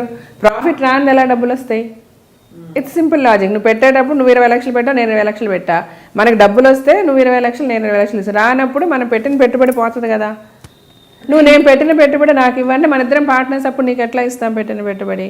సో వాడు అకౌంట్స్ మెయింటైన్ చేసిందంతా వాళ్ళే, చెక్కులన్నీ వాళ్ళ దగ్గరే ఉంటాయి. లీగల్ గా ఇట్స్ లూప్ హోల్. ఏంటంటే చెక్ ఇచ్చేసాక డిస్క్లైమర్ ఇచ్చాలి అంటే. బట్ ఫస్ట్ ఆఫ్ ఆల్ ఆ చెక్స్ ఎట్లాగంటే మన సినిమాలు ఇట్లా బుక్కులు బాండ్లు ఇచ్చేస్తాం ఫైనాన్షియల్కి. We don't look at it with all the check. అది అలాగే ఏదో పేమెంట్ అంటే వాళ్ళు యాక్చువల్గా వాళ్ళు 20 lakhs ఏదో మాకు రావాలని పెట్టింది కూడా 2 లక్షల చెక్ ఒకటి, ₹1,00,000 చెక్ ఒకటి, 50,000 చెక్ ఒకటి. అంటే వీళ్ళు ఒక 5-6 చెక్లు అంటే మనం చిన్న పేమెంట్స్కి చెక్స్ ఇచ్చి తర్వాత డబ్బులు ఇచ్చేసి ఉంటాం. అది మనకు గుర్తు కూడా ఉండదు. అకౌంట్స్ మెయింటైన్ చేసినంత కూడా వాళ్ళే, they are one of the partners. సో వాళ్ళు ఒక 5-6 చెక్కులని చేసుకొని అవి చెక్స్ బౌన్స్ చేసి, అసలు యాక్చువల్గా చెక్ బౌన్స్ కూడా అవ్వడానికి ఛాన్స్ లేదు. ఎందుకంటే చాలా ఓల్డ్ డేటెడ్ అవి, ఎప్పుడో 7-8 years తర్వాత మొన్న చేశారు వాళ్ళు. దాని తర్వాత కొత్త చెక్ లీవ్స్ ఏవో వచ్చాయి, చెక్ నెంబర్స్, పాన్ నెంబర్స్, ఇటన్నిటితో అవన్నీ కూడా ఏమి లేవు వాటికి. బట్ అయినప్పటికీ కూడా వాళ్ళు ఏదో మనకి ఉండే లూప్ హోల్స్ ఉన్నాయిగా లీగల్గా, ఏవో వాళ్ళు ఆ లూప్ హోల్స్ యూజ్ చేసి ఎవరికో డబ్బులు ఇచ్చి ఏది ఇచ్చా కేసు ఫైల్ చేసి అవి బౌన్స్ చేసి అది చేశారు. అది వాళ్ళకి వర్కౌట్ కాలే, వాళ్ళు ఓడిపోయారు కూడా కేసు. నేను ఆ రోజు కోర్టు బయటకు వచ్చి అదే చెప్పా, నేను పైసా కూడా ఇవ్వను వాళ్ళకి, నేను ఇవ్వాలంటే ఇస్తా, నేను ఇవ్వాల్సిన అవసరం లేనప్పుడు నేను ఇవ్వను. ఎంత కేసు ఎన్నిసార్లు నేను కోర్టుకి రమ్మన్నా నేను వస్తా, I will fight this case అనే చెప్పాను. నేను ఫైట్ చేసా, నేను కనీసం ఒక 15-20 టైమ్స్ నేను కోర్టుకి వెళ్ళాను. ఇప్పుడు క్లియర్ అయిపోయిందా? క్లియర్ అయిపోయింది, వాళ్ళకి ఆల్దే రాంగ్ అని అయిపోయింది, వచ్చేసింది. కానీ ఇప్పటికీ అది నెట్ లో మాత్రం ఉండిపోతుంది. అంటే ఇలాంటివి అంటే చాలా ఇరిటేటింగ్ గా ఉంటుంది. అంటే మీడియా అనేది టోటల్ కాన్సెప్టే మారిపోయిందేమో. అంటే మీరు పెట్టండి, you have all the Liberty, freedom, ఏమన్నా మీరు రాయొచ్చు, ఏమన్నా చేయొచ్చు. అంటే at the same time celebrities అయినంత మాత్రాన మేమైతే రోడ్ల మీద లేవు, మాకు పర్సనల్ లైఫ్ ఉంటుంది. ఉంటుందా? ఇప్పుడు ఎలాంటి సిచ్యువేషన్ అంటే, ఇప్పుడు నా కూతురు ఉంది, కాలేజ్కి వెళ్తుంది, తనకి ఎవరో ఏదో ఒక రాంగ్ మెసేజ్ పంపించారు ఫోన్లో అంటే నేను వెళ్ళి పోలీస్ స్టేషన్లో కంప్లైంట్ కూడా ఇవ్వలేను, బికాజ్ అది పెద్ద ఇష్యూ అయిపోతుంది భయం. అంతే. నెక్స్ట్ డే మొత్తం టీవీలో పేపర్లో జీవిత రాజశేఖర్ గారు కూతురు ఇట్లాగంట, జీవిత రాజశేఖర్ అలాగంట, జీవిత రాజశేఖర్ కూతురికి వచ్చిన మెసేజ్ ఇది ఎందుకు వచ్చింది, దీని వెనక ఎవరున్నారు, ఏమైనా అఫైర్స్ ఉన్నాయా, ఈ లెవెల్లో మొదలు పెడతారు కథలన్నీ. అంటే అట్లా వద్దు, అలాగే ఫ్యాక్ట్స్ తెలుసుకొని ఏదన్నా చేయండి మీరు. ఈ బతుకు జట్కా బండి కూడా అంతే, కరెక్ట్గా దాని తర్వాత ఏమైంది, ఆ న్యూస్ వచ్చిన కొన్ని రోజులకి నేను బతుకు జట్కా బండి మానేశానంటే మేము మానడం ఆల్రెడీ ఒక 2-3 months నుంచి నడుస్తుంది. బికాజ్ రాజశేఖర్ గారిది కొత్త మూవీ స్టార్ట్ అయింది, పిఎస్వి గరుడవే కానీ, ప్రవీణ్ సప్తార్ గారి డైరెక్షన్లో. దానికి ప్రొడ్యూసర్స్ మా ఫ్రెండ్స్, అంటే రాజశేఖర్ గారి ఫాదర్స్ ఫ్రెండ్స్, వాళ్ళు చెన్నై వాళ్ళకి తెలుగు ఇండస్ట్రీ అంత తెలియదు. So they got in to movie making and వాళ్ళు ఏంటంటే మొత్తం నేనే చూసి పెట్టాలన్న కాన్సెప్ట్తో వచ్చారు. సో ఇదంతా జరుగుతున్నప్పుడు ఈ 2-3 months నేను ఫుల్ బిజీ ఉంటాను. సో నేను షూట్కి అటెండ్ కాలేను వాళ్ళకి. అట్లీస్ట్ నేను ఆ షోకి కంటిన్యూ చేయాలంటే మినిమం వీక్లీ 2 days అనే షూట్ చేయాలి. So which is not possible అని చెప్పి నేను వాళ్ళకి ముందు నుంచే చెప్తూ ఉన్నాను. ఒక 1 month ముందు నుంచే డిస్కషన్ జరుగుతూ ఉండింది. మధ్యలో ఇది అయ్యింది, తర్వాత నేను మానేసి నేను జార్జియా వెళ్ళిపోయాను. వాళ్ళు ఆల్టర్నేటివ్ మన గీత గారితో చేస్తున్నారనమాట. మళ్ళీ నేను వచ్చిన తర్వాత టైం చూసుకొని చేస్తానని. ఇంక మళ్ళీ దీని మీద కూడా మొత్తం మీడియాలో ఏంటి కేసు వచ్చింది కాబట్టి జీవిత గారిని తీసేసి గీత గారిని పెట్టారు, లేదా జీవిత గారు ఎక్కువ డబ్బులు అడిగారు. ఏంటి వీళ్ళందరూ వచ్చి నా ఇంట్లో చూసినట్టే, ఎవడు చూశాడు, ఎవడు చెప్పాడు, ఎవరు చేశారంటే ఇద్దరు డిస్కస్ చేసుకుంటారు కదా మీరు డాక్టర్ గారు? చేసుకుంటాను. ఆయన ఒక్కొక్కసారి ఇంతకుముందు అనిపించేసరి వీటికి కౌంటర్ ఇవ్వాలా అనేసి మళ్ళీ చిచ్చి ఎవడో ఏదో వాక్కున్నాను మనం కౌంటర్ ఏంటి ఎట్లా పోతే అట్లా. మీరే అడ్వైజర్స్ బయట వాళ్ళు మీ ఫ్యామిలీ కూడా? నాకే అడ్వైజర్, మేమే నేను, నాకు రాజశేఖర్ గారు, రాజశేఖర్ గారికి నేను. అవును, కానీ ఎప్పుడైనా డాక్టర్ గారు మిమ్మల్ని షాప్కి తీసుకెళ్ళి చేరుకొని పెట్టారా? ఎప్పుడు ఆయనే కొంటారు, సెలెక్ట్ చేస్తారా? నేను కట్టే ప్రతిసారి రాజశేఖర్ గారు సెలెక్ట్ చేయాల్సిందే అన్నీ. అసలు ఏది కూడా తను సెలెక్ట్ చేయని చీర నేను కట్టుకుంటే వెంటనే ఆయన తెలిసిపోతుంది. ఎప్పుడైనా మా చెల్లి వాళ్ళు ఏదైనా గిఫ్ట్ చేశారనుకోండి, అది మామూలు బ్లౌజ్ కుట్టించి నేను కట్టుకుంటే ఈ చీర నేను సెలెక్ట్ చేయలేదా అంటారు, అంత గుర్తుంటుంది దానికి. అబ్బా, వెరీ రేర్ క్వాలిటీ. అవును, చాలా మంది చెప్తారు అనమాట. నేను నా ఫ్రెండ్స్ చాలా మంది నీ చీర చాలా బాగుంది, ఎలాగ ఎక్కడ వెళ్ళి కొనుక్కున్నావు, ఎవరు సెలెక్ట్ చేస్తారంటే మా ఆయన్ని తీసుకెళ్ళండి అని చెప్తాను నేను. సెలెక్షన్ మరి తనే చేస్తారు. అంటే అదే ఇప్పుడు నార్మల్గా ఎప్పుడంటే మనం చీరలు కొనుక్కోవడం ఎట్లా ఉంటుంది, ఎప్పుడైనా వెళ్ళి 1-2 డబ్బులు ఉన్నప్పుడు వెళ్తాం, కొంటాం, చూస్తాం, అట్లా కదా. నాకు అట్లా ఉండదు. నా శారీ పర్చేసింగ్ అంతా ఎప్పుడు తనకి టైం ఉంటే అప్పుడు వెళ్తే ఒకేసారి ఒక 20 చీరలు, 15-20 శారీస్ అయితే 30 అట్లా కొనేస్తారు తనకి నచ్చినవన్నీ. ఆ షాప్లో వెళ్తే చాలాసేపు ఒక 4-5 hours ఉంటాము. తనకి టైం ఉన్నప్పుడు వెళ్ళి తనకి నచ్చిన శారీస్ అన్ని కొనేస్తారు అనమాట. అట్లా నాది కాన్స్టెంట్ షాపింగ్ ఉండదు, వన్స్ ఇన్ ఏ వైల్ కొనేస్తారు. అలా మీరు కూడా ఆయన కోసం షాప్ చేస్తారా? ఆయన సెలెక్షన్ అంటే ఇద్దరమే కలిసే వెళ్తాం మోస్ట్లీ. లేదు నేను ముందు వెళ్ళి సెలెక్ట్ చేసి పెట్టాక తను వచ్చి చూస్తారు. మోస్ట్లీ మా ఇద్దరి టేస్ట్ ఒకేలా ఉంటుంది. శారీస్ అవనివ్వండి. తన ఎలా డిస్క్రైబ్ చేస్తారు మీ ఇద్దరి బంధాన్ని? బికాస్ ఇట్స్ మామూలు భార్యాభర్తల మధ్య ఉండే బంధం కంటే చాలా డీప్. అవునండి, నాకు నిజంగా I have no word to describe. చాలా మంది అడుగుతారు నన్ను, చాలా ఫాట్ అంటే మెనీ టైమ్స్ ఈ fights with me, I never fight. అదే చెప్తా కదా, when both hands join only fight. So when the other hand is not there, ఈ హ్యాండ్ అండ్ సెల్ఫ్ ఫైట్ చేయలేదు. అంటే తనకి ఎట్లా అంటే బేసికల్గా ఎవరు ఏం తప్పు చేసినా కూడా first he will hit it on me. ఎందుకంటే తను మొత్తం నా మీదే డిపెండ్ అవుతారు. ఏదున్నా తనకి ఏం కావాలన్నా నాతోనే చెప్తారు, ఏం చేయాలన్నా నేనే చేయాలి. సో రాజశేఖర్ గారు ఇంకోటి ఏంటంటే ఆయన చాలా పర్ఫెక్షనిస్ట్. 1కి 10 సార్లు చెప్తారు, ఇంకా మళ్ళీ 11th టైం మిస్టేక్ చేస్తే మటుకు తనకు చాలా కోపం వస్తుంది. హీస్ లిటిల్ షార్ట్ టెంపర్డ్ కూడా. తనకి ఏంటంటే రిపీటెడ్గా మిస్టేక్స్ చేస్తా, ఒకసారి చెప్తావు, 2 సార్లు చెప్తావు, 3 సార్లు చెప్తారు. దెన్ వై ఇన్నిసార్లు చెప్పిన తర్వాత కూడా ఆ మిస్టేక్ ఎందుకు జరుగుద్ది? ఆయన పాడేం చేయలేరు, దానికి చాలా కోపం వస్తుంది. బట్ నేనేంటంటే మిస్టేక్ ఎంత మీరు చెప్పినా నేను క్వైట్ ఆపోజిట్గా బిలీవ్ చేస్తా. మీరు ఎంత చెప్పండి, ఎన్నిసార్లు మీరు కరెక్ట్ చేయండి, 4 సార్లు కరెక్ట్గా చేస్తారు, 5వసారి ఏదో మిస్టేక్ చేస్తారు. అది పని వాళ్ళు అవనివ్వండి, ఎవరెవనివ్వండి. That's like human tendency. అది that is what is the fact. ఆ ఫ్యాక్ట్ మనం యాక్సెప్ట్ చేస్తే మనం పీస్ఫుల్గా ఉండొచ్చు. పని వాళ్ళ పని అవనివ్వండి, ఏదో అవనివ్వండి. బయట ఎంత అమేజింగ్ క్వాలిటీస్ అండి మీరు చెప్తున్నవి. One is being a strong woman. Strong strong strong అని మనం ఒకే ప్రకటనలో బీ స్ట్రాంగ్ అని మనం కొటేషన్స్ చూస్తాం ఫేస్బుక్ లో. But you are actually living example. ఒకటి మీ ఫ్రెండ్స్ ని మా ఆయన్ని షాపింగ్ తీసుకెళ్ళండి అని వదిలేస్తారు. అంతే. మీ ఆయన ఐ మీన్ ఏదైనా వచ్చి మీకు చెప్పుకునే అంత చొరవ, అంత ఫ్రీడమ్ ఆయనకి ఇచ్చారంటే మీరు స్టేబుల్ గా ఉన్నారు. విత్ మై చిల్డ్రన్, నేను నాకు 2 కూతుర్లు, వాళ్ళతో కూడా అదే చెప్తా. అంటే ఒక ఏజ్ తర్వాత పిల్లలకైనా కూడా ఎవరికన్నా కూడా ఫోర్స్ చేస్తే ఏది నడవదండి లైఫ్లో. అది ఎవరు అవ్వనివ్వండి, నీ భర్త అవ్వనివ్వండి, మీ పిల్లలు అవ్వనివ్వండి. నా హస్బెండ్ని కూర్చోబెట్టి నువ్వు ఇంకొక అమ్మాయి తెల్లకూడదని నేను బెత్తం పట్టుకొని కొట్టినంత మాత్రాన వెళ్ళకుండా ఉండడు. Will it happen? No. So సైకలాజికల్గా తను ఫీల్ అవ్వాలి, ఓకే హార్ట్ఫుల్గా నో, నా వైఫ్, నా ఫ్యామిలీ, నా పిల్లలు, నా లైఫ్ ఇది, నేను ఈ తప్పు చేస్తే నేను ఇట్లా సఫర్ అవుతాను అన్నది నువ్వు జెన్యున్గా ఫీల్ అయితే తప్ప నువ్వు ఎంత కొట్టుకున్నా కూడా ఆ మనుషుల మార్పు రాదు. సో అది తెప్పించగలిగితే తెప్పించే విధంగా మనం బిహేవ్ చేసి ఆ సర్కమ్స్టాన్సెస్ క్రియేట్ చేసి అప్పటికే వాళ్ళు అర్థం చేసుకోకుండా పిచ్చి పనులు చేస్తే అలాంటి వాళ్ళని వదిలేయాలి. అలాంటి వాళ్ళ గురించి ఇంకా పట్టించుకోకూడదు. అది మేబీ ఇనీషియల్గా కొంచెం పెయిన్ ఉండొచ్చు, సరే వదిలేసామని పోతే పోయింది, అని వాళ్ళ జీవితంలో మారరు. ఇంకా పిల్లలైనా అంతే. ఒక లెవెల్ తర్వాత వాళ్ళకి మీరు ఇది చెయ్యండి, ఈ బట్టలు వేసుకో, లేకపోతే ఈ చదువు, లేకపోతే నువ్వు ఇలా వాళ్ళతో మాట్లాడక, నీ బిహేవియర్ ఇలా ఉండాలి అని మీరు ఎంత బలవంత పెట్టే కొద్దీ వాళ్ళకి మనకి మధ్య గ్యాప్ పెరిగిపోతుంది. ఆ తర్వాత నుంచి వాళ్ళు they start lying to us, మనకు అబద్ధాలు చెప్పడం మొదలు పెడతారు. ఆ పరిస్థితి మనకు కల్పించబడుతుంది. మమ్మీ ఓకే, అమ్మ ఒప్పుకోదు, నాన్న ఒప్పుకోడు, సరే ఇలా చెప్పి ఇలా చేద్దాం అన్నది క్రియేట్ చేసిన రోజు వాళ్ళు మన చేతుల్లోంచి వెళ్ళిపోయినట్టే. అదే వాళ్ళకి ఎలాంటి విషయమైనా పర్లేదు, నువ్వు నాతో చెప్పు అన్నట్టు క్రియేట్ చేయాలి.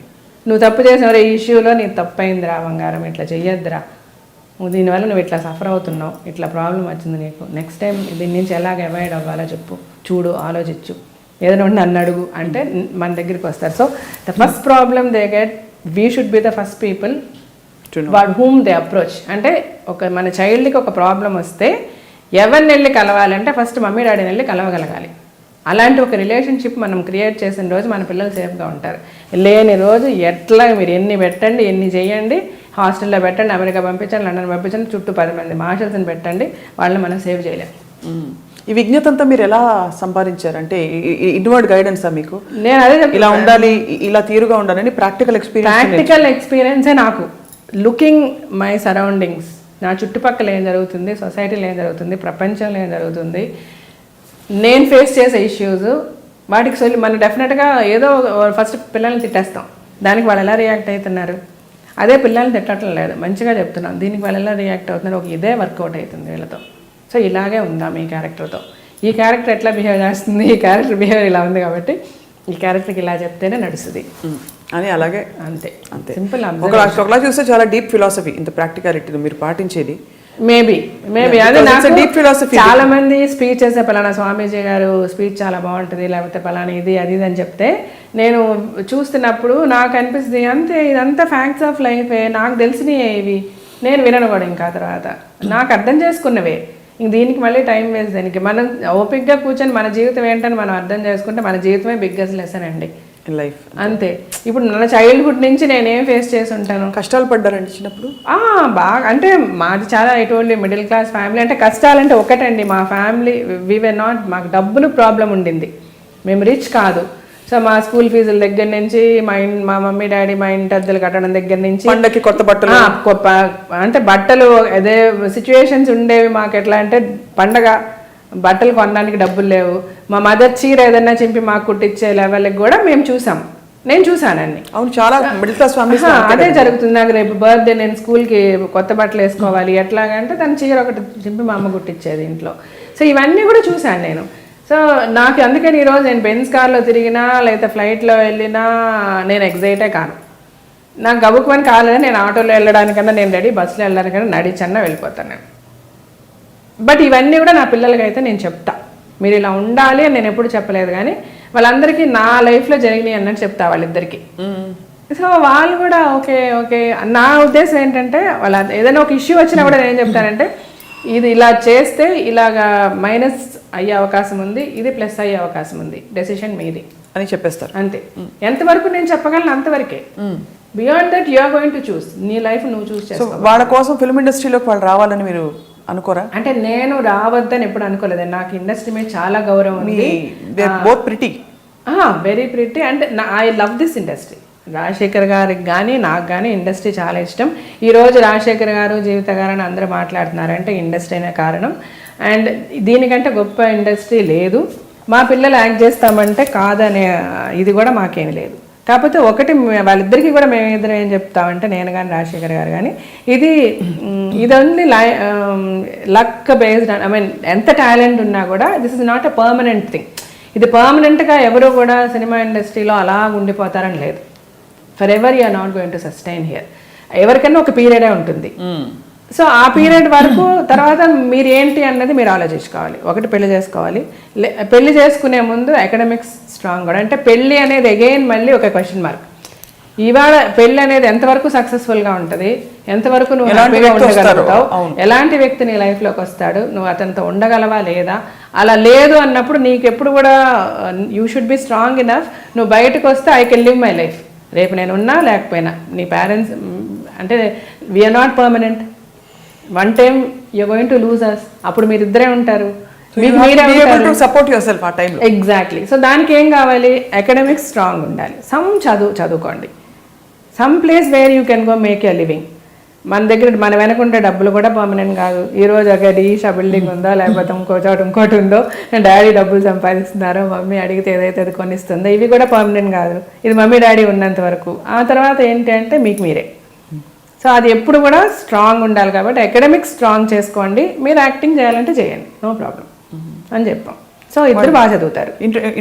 బట్ ఇంక్లినేషన్ చూపించట్లేదా ఇప్పుడు? చూపిస్తారు. ఇద్దరికి చాలా ఇంట్రెస్ట్ యాక్టింగ్, దే లవ్. ఇద్దరికి మేబీ శివాని వెరీ షార్ట్లీ వస్తుందేమో. చాలా మంది అడుగుతున్నారా ప్రొడ్యూసర్. ఆహా, అంటే అలాగే ఎప్పుడు రాంగ్ అయిపోద్దేమో. మన పిల్ల మనం ఇంట్రడక్షన్ అంటే మనం రకరకాల అంత ఓపెన్ గా కరెక్ట్ గా దాని టాలెంట్ ని తీసుకురాలేమేమో, అది కూడా అంత ఓపెన్ గా ఉండలేదేమో. సో అందుకని బయట సినిమానే చేస్తుంది. చాలా మంది అడుగుతున్నారు. సో సబ్జెక్ట్స్ వింటున్నాము. మంచి స్క్రిప్ట్ వస్తే షీ విల్ డూ. అంటే తను మెడిసిన్ ఫస్ట్ ఇయర్ అయ్యేంత వరకు డిస్టర్బ్ చేయొద్దు అనుకున్నాము. ఇప్పుడు మెడిసిన్ సెకండ్ ఇయర్కి వచ్చేసింది. డాడీ ఫుడ్ స్టెప్స్ లో. డాడీ హోమియో డాక్టర్ కదా daddy? No is an MBBS doctor. MBBS doctor but specialized in alternative medicine. Almost 19 years చదువుతున్నారు ఆయన ఆల్టర్నేటివ్ మెడిసిన్. నౌ హీ అంటే ఆల్టర్నేటివ్ మెడిసిన్ డిగ్రీ కాలేజ్ లండన్లో, దాంట్లో correspondence లాగా ఎగ్జామ్ కూడా prepare అవుతున్నారు. ఒకసారి నాకు మందు వేశారు డాక్టర్ గారు, ఫ్లవర్ మెడిసిన్ అని. అవును. He believes a lot in the Bach flower therapy and Bach flower therapy. అదే వేశారు. అదే వేసి ఒక 45 seconds 1 minute పెట్టుకుని you see in few minutes how your face will change అన్న. కంప్లీట్ గా స్లగిష్నెస్ పోతుంది చూడండి. అది ఒక ఇంటర్వ్యూకి వచ్చినప్పుడు చేశారన్నమాట. ఇప్పుడు ప్రాక్టీస్ చేస్తారా మీ అందరికీ? అసలు మా ఇంట్లో మేము ఎవరిమే కూడా అలోపతి తీసుకోం. We take only alternative. Allopathy అనేది only like emergencies we use. Chronic అంతా హీ గివ్స్ ఓన్లీ ఆల్టర్నేటివ్. పిల్లలైతే అసలు hardly remember them taking any medication అట్లా. సో దట్స్ అండ్ ఈ రోజుకి ఫుల్గా చదువుతారు ఆయన, మెడిసిన్ చదువుతూనే ఉంటారు. అండ్ అదే I told you know is going for this degree అని ఆల్టర్నేటివ్ మెడిసిన్లో. Is going to write his exams. He wants to get a degree and you know అఫీషియల్గా ప్రాక్టీస్ కూడా చేయడానికి హెల్ప్ఫుల్గా ఉంటుందని. Apart from films of course. Apart from films his passion is medicine. మీరిద్దరు ఒకరి film, ఇద్దరు ఫైన్ యాక్టర్స్, చాలా మంచి actors as actors, not just stardom ఒకటే కాదు. సో మీ ఏ సినిమా ఆయన చూసి ఇష్టపడతారు? మీరు ఆయన ఏ సినిమా చూసి మళ్ళీ మళ్ళీ చూడాలనిపించి భలే చేశారు అని అంటారు? ఆయనది నాకు శేషు చాలా ఇష్టం. నాది పెద్దగా మరి ఆయన ఏం చెప్పలే ఎప్పుడు కూడా. దాన్ని నా మూవీస్ గురించి మేము పెద్ద మాట్లాడుకోలేదు. ఎప్పుడు చెప్పలేదా? అన్యాయం కదా, మేము పోట్లాడతామండి. అంటే ఆ టాపిక్ ఎప్పుడు రాలేమా మధ్యలో నువ్వు ఈ సినిమాలో బాగా చేసావను ఇంకొకటో అట్లా. కానీ మీరు మళ్ళీ తెరపైకి రాబోతున్నారు, ఎలాగో తెర మీద ఉన్నారు, బుల్లి తెర మీద తెరపైకి వస్తారని ఆశ ఎదురు చూస్తున్నారు చాలా మంది. ఫిల్మ్ అవునా? బికాస్ కొంత ఇట్స్ ఎ బిగ్ డెసిషన్ అండి. మీరు ఎంత మీకు కాన్ఫిడెన్స్ ఉంటే అంత రాకింగ్ కెరియర్ని పడేసి, అంత మీకు యాక్టింగ్ ఓరియంటెడ్ రోల్స్ మీరే ప్రధానంగా ఉండే సినిమాల్ని పక్కన పడేసి ఒక వ్యక్తి ఒక భర్త కోసం ఒక అందులో ఇప్పుడు చెప్పాలంటే ఈ కలికాలంలో ఒక మగవాడి కోసం లైఫ్ని సరెండర్ చేయడం అనేది కదా. మేబీ ఐ ఉండొచ్చు, కుడ్ బి. అంటే నేను స్ట్రాంగ్గా ఏం బిలీవ్ చేశానంటే అది ఎప్పుడు కూడా పాప రాజశేఖర్ గారు అయితే నువ్వు యాక్ట్ చేయొద్దని అని అనలే నాతో. బట్ నేనేంటంటే ఇంకా ఇప్పుడు ఇద్దరమే యాక్ట్ చేస్తాం, వాట్ ఈస్ ద పాయింట్? ఇంకా ఇద్దరిమి ఎవరు పొద్దున్న లేస్తాం, ఎవరి కాళ్ళు ఆయన షూటింగ్ ఆయన వెళ్ళిపోయి నా షూటింగ్ నేను వెళ్ళిపోయి ఎప్పుడో నైట్ కలిసి హాయ్ బాయ్ అనుకుంటే that is no fun. As a wife నేను అన్నీ తనకి చేయాలి, నేను మంచిగా వండి పెట్టాలి, తనకు కావాల్సినవి చూసుకోవాలి చేసుకోవాలి, ఇలాంటివి ఏంటంటే నేను యాక్ట్ చేసి అవన్నీ చేయలేను. అలాగే ఆఫ్టర్ పిల్లలు పుట్టిన తర్వాత ఇంకా వాళ్ళని ఏదో ఎవరికో అప్పచెప్పేసి నేను వెళ్ళి యాక్ట్ చేస్తే this no fun. So every single moment in my life as a housewife I wanted to enjoy. నా పిల్లలు నాయనైతే శివాత్మిక అయితే అసలు అలాగా పెంచాం మేమిద్దరిమి, లైక్ తను కానీ నేను కానీ ఇద్దరిమి కూడా. అది షూట్ అయిపోయిన వెంటనే తను రావడం. సో వీరి అంటే నాకు ఒక్కటి మటుకు నేను చాలా హ్యాపీగా ఫీల్ అవుతా. We enjoyed every minute every second of our married life or as mother and father with our kids till today. That's the greatest statement from a... Exactly, maybe yes. Like from my heart. అంటే నేను నిజంగా చాలా I feel so nice about it. కళ్ళలో మీకు ఆనందం కన్నీరు అన్నీ వచ్చేస్తున్నాయి. సో అక్కడెక్కడ నాకు అందుకని ఇందులో నేను ఏదో అది యాక్టింగ్ మిస్ చేశానని ఏ రోజు కూడా నాకు అనిపించలే, అస్సలు అనిపించలే. యూ హ్యావ్ ఫుల్ఫిల్డ్ లైఫ్ కదా జీవిత గారు. అదే చెప్తున్నా, I have a very fulfilled life and I'm so grateful to God for that. నిజంగా నేను అండ్ మీరు డెస్టినీ గురించి అన్నారు కదా, నేను డెస్టినీ చాలా బిలీవ్ చేస్తా, చాలా నమ్ముతాను. ఎన్ని మలుపులు తిరిగి ఉండొచ్చు, ఎక్కడెక్కడ ఏదైతే జరుగుండొచ్చు, ఏదైనా. మీకు అలా సంబంధాలు రాలేదా అంతకు ముందు డాక్టర్ గారి ముందు? అంటే లేదు అసలు అట్లా నేను ఇంకా అసలు చాలా తక్కువ చిన్న వయసులోనే అయిపోయాను. పెళ్లి చేసుకున్నాం రాజశేఖర్ గారు. ఇంకెప్పుడు కూడా అసలు మ్యారేజ్ సైడ్ అనేది ఇంకా యారు ఒప్పినాడు వర్లియా? అదే బెనిఫిట్ చాలా మంది చెప్తారు కదా మన యాక్ట్ చేసేటప్పుడు లెటర్స్ కానీ ఫ్యాన్స్ కానీ నాకు ఈక్వల్గా ఉంటాయి. అండ్ యాజ్ యూజువల్ చాలా మంది ఫ్లర్టింగ్ అనేది ఉంటుంది. That's all normal. మీరు ఇబ్బంది పడలేదు జీవిత గారు? అంటే అప్పట్లో ఇండస్ట్రీలో అమ్మాయిలు ఇంకా కొంచెం వల్నరబుల్గా ఉండేవారు. అంటే పరిస్థితులు గబుక్కుమని ఒకళ్ళు కన్నేయడానికో ఒక మాట అనడానికో.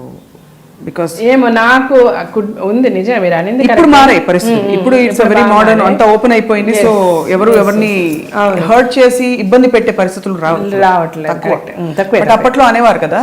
సో కరెక్టే, కానీ నాకు ఆ సిచ్యువేషన్ ఎప్పుడూ రాలేదు. ఎందుకంటే నేను ఫస్ట్ నుంచి డిమాండ్లోనే వచ్చా. బికాస్ నా ఎంట్రీనే నేను వెళ్ళి ఛాన్స్ అడిగి ఎక్కడ జరగలే. నాకు ఆల్రెడీ రావడమే టి రాజేంద్ర గారి మూవీలో ఇంట్రడ్యూస్ అయ్యాను. అప్పటికి ఆయన పెద్ద డైరెక్టరు. ఆ సినిమా కంప్లీట్ అయ్యే టైంకి ఆయన ఇంట్రడ్యూస్ చేసిన హీరోయిన్స్ అందరూ చాలా సక్సెస్ఫుల్ హీరోయిన్స్. అప్పటికి అమల గారు, నళిని గారు, వీళ్ళంతా, జ్యోతి గారని అంతకుముందు ఆయన ఫస్ట్ మూవీ హీరోయిన్ ఆవిడ. సో మీరు పొజిషన్ ఆఫ్ స్ట్రెంగ్త్ లో ఉన్నారు కాబట్టి. ఎగ్జాక్ట్లీ. నాకు అప్పుడే ఒక 5-6 సినిమాలు తమిళ్లో సైన్ చేయడం జరిగింది. అది చూసే నా కెరీరే చాలా షార్ట్ పీరియడ్ అండి, ఓన్లీ 3 years. ఆ తర్వాత నేను పెళ్ళికి ముందే మానేసా కదా, 89లోనే మానేసాను. మేము పెళ్ళైంది 91లో మాకు. సో దెన్ అట్లాగా నేను ఉన్న పీరియడ్లో అయితే I was all the time నన్ను కావాలి అని వచ్చి పెట్టుకునే స్టేజ్లోనే నేను రిటైర్ అయిపోయా. ఏమో తర్వాత నాకు ఛాన్సెస్ లేకుండా ఉండి నేను ఎవరి దగ్గర వెళ్ళి అడగడం అట్లాంటి సిచ్యువేషన్ ఎప్పుడు రాలే నాకు. బట్ అది పరిస్థితులు ఉండేవి కదా కొంచెం. డెఫినెట్గా ఇప్పటికీ ఉన్నాయండి. మీరు ఎంత మారినా, ఎంత మనము విమెన్ లిబరేషన్ అని చెప్పి తప్పు పట్టాలంటారా? ఎంత తప్పు పట్టడం ఏం కదండి. ఏమంటామంటే మరి ఏదో అంటారు చూసారా, demand and need and demand అన్నట్టు. ఎవరికన్నా నీడీ అని వెళ్ళినప్పుడు డెఫినెట్గా అక్కడ డిమాండ్ అన్నది ఉంటుందండి. ఏదో ఒకటి వాళ్ళు బేరం పెడతారు. ఆబ్వియస్ కదా, ఎక్కడానండి సినిమా ఫీల్డ్ అని కాదు, మీరు ఈవెన్ వర్కింగ్ విమెన్ ఎవరికైనా ఉండేది అది.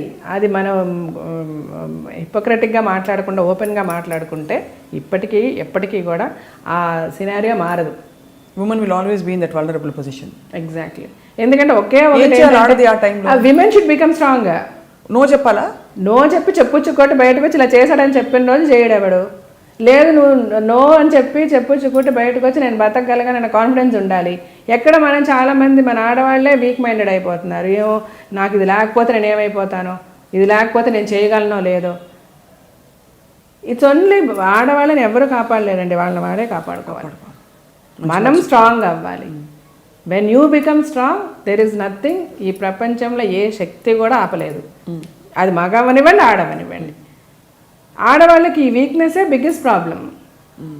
దాని నుంచి ఏ రోజైతే నువ్వు బయటపడతావు ఆ రోజు అక్కడ ఊరికనే ఆడవాళ్ళకి ఇది అయిపోతుంది ఆడవాళ్ళకి అది కావాలి ఇది కావాలి అనే కంటే నువ్వు ఫస్ట్ సెల్ఫ్ స్ట్రాంగ్ అవ్వాలి. నువ్వు బయటకు వచ్చి నీ ప్రాబ్లమ్స్ చెప్పగలగాలి, నువ్వు బయటకు వచ్చి నీ ఇష్యూస్కి ఫైట్ చేసుకోగలగాలి. నిన్ను ఎవరో ఒకరు రేప్ చేసేసారన్నా కూడా తప్పు లేదు, నీ తప్పే. నేను ఎవడో రేప్ చేసినోడు బాధపడాలి, ఆడుగులు పోసుకోవాలి. What is your mistake? నీ తప్పే ఉంది అందులో. నువ్వు ఓపెన్గా వచ్చి మాట్లాడగలిగిన రోజు అందరూ నోరు మూసుకుంటారు, నీ గురించి ఎవడ మాట్లాడు. ఎదుటివాడు మాట్లాడితే చెప్పు చూపించు, ఎందుకు మాట్లాడతాడు నీతో, why are you giving away. ఇది ఆడవాళ్ళల్లోనే ఈ మార్పు రావాలి, స్ట్రెంత్ రావాలి. అప్పుడే ఫుల్ ఫ్లెజ్డ్గా ఆడవాళ్ళకి యూనో న్యాయం జరుగుద్ది. రెండోది, ఇంకా ఇప్పటికీ కూడా ఎంత విమెన్ ఈక్వాలిటీ అని మాట్లాడినా ఏం చేసినా ఇప్పటికీ విమెన్ బిల్ పాస్ చేయడానికి ఎవరికి ధైర్యం లేదు. The men are not brave enough to give equal rights to women. వాళ్ళకి భయం, ఆడవాళ్ళు ఎక్కడ డామినేట్ చేసేస్తారు, కొంచెం చేస్తారు కూడా. అంటే బికాస్ ప్రతిభ చాలా ఉంది. ఇప్పుడు ఆడవాళ్ళకి మీరు చూడండి, సహనం ఉంటుంది, ఓర్పు, నేర్పరి, అన్ని. వాళ్ళు చేయలేనిది ప్రతిదీ నేర్చుకొని చేయగలరు. నేర్చుకొని చేస్తే వాళ్ళకంటే బెటర్గా చేస్తారు. ఎందుకంటే వాళ్ళకున్న ఫికల్ మైండ్ అంటే వీళ్ళకు ఉండదు. అది ఫికల్ మైండ్ వీళ్ళకు ఉండదు, వాళ్ళకున్నంత వీక్నెసెస్ వీళ్ళకు ఉండవు ఆడవాళ్ళకి. ఎందుకంటే మనల్ని అలా పెంచారు మన పెద్దవాళ్ళు, hats off to them.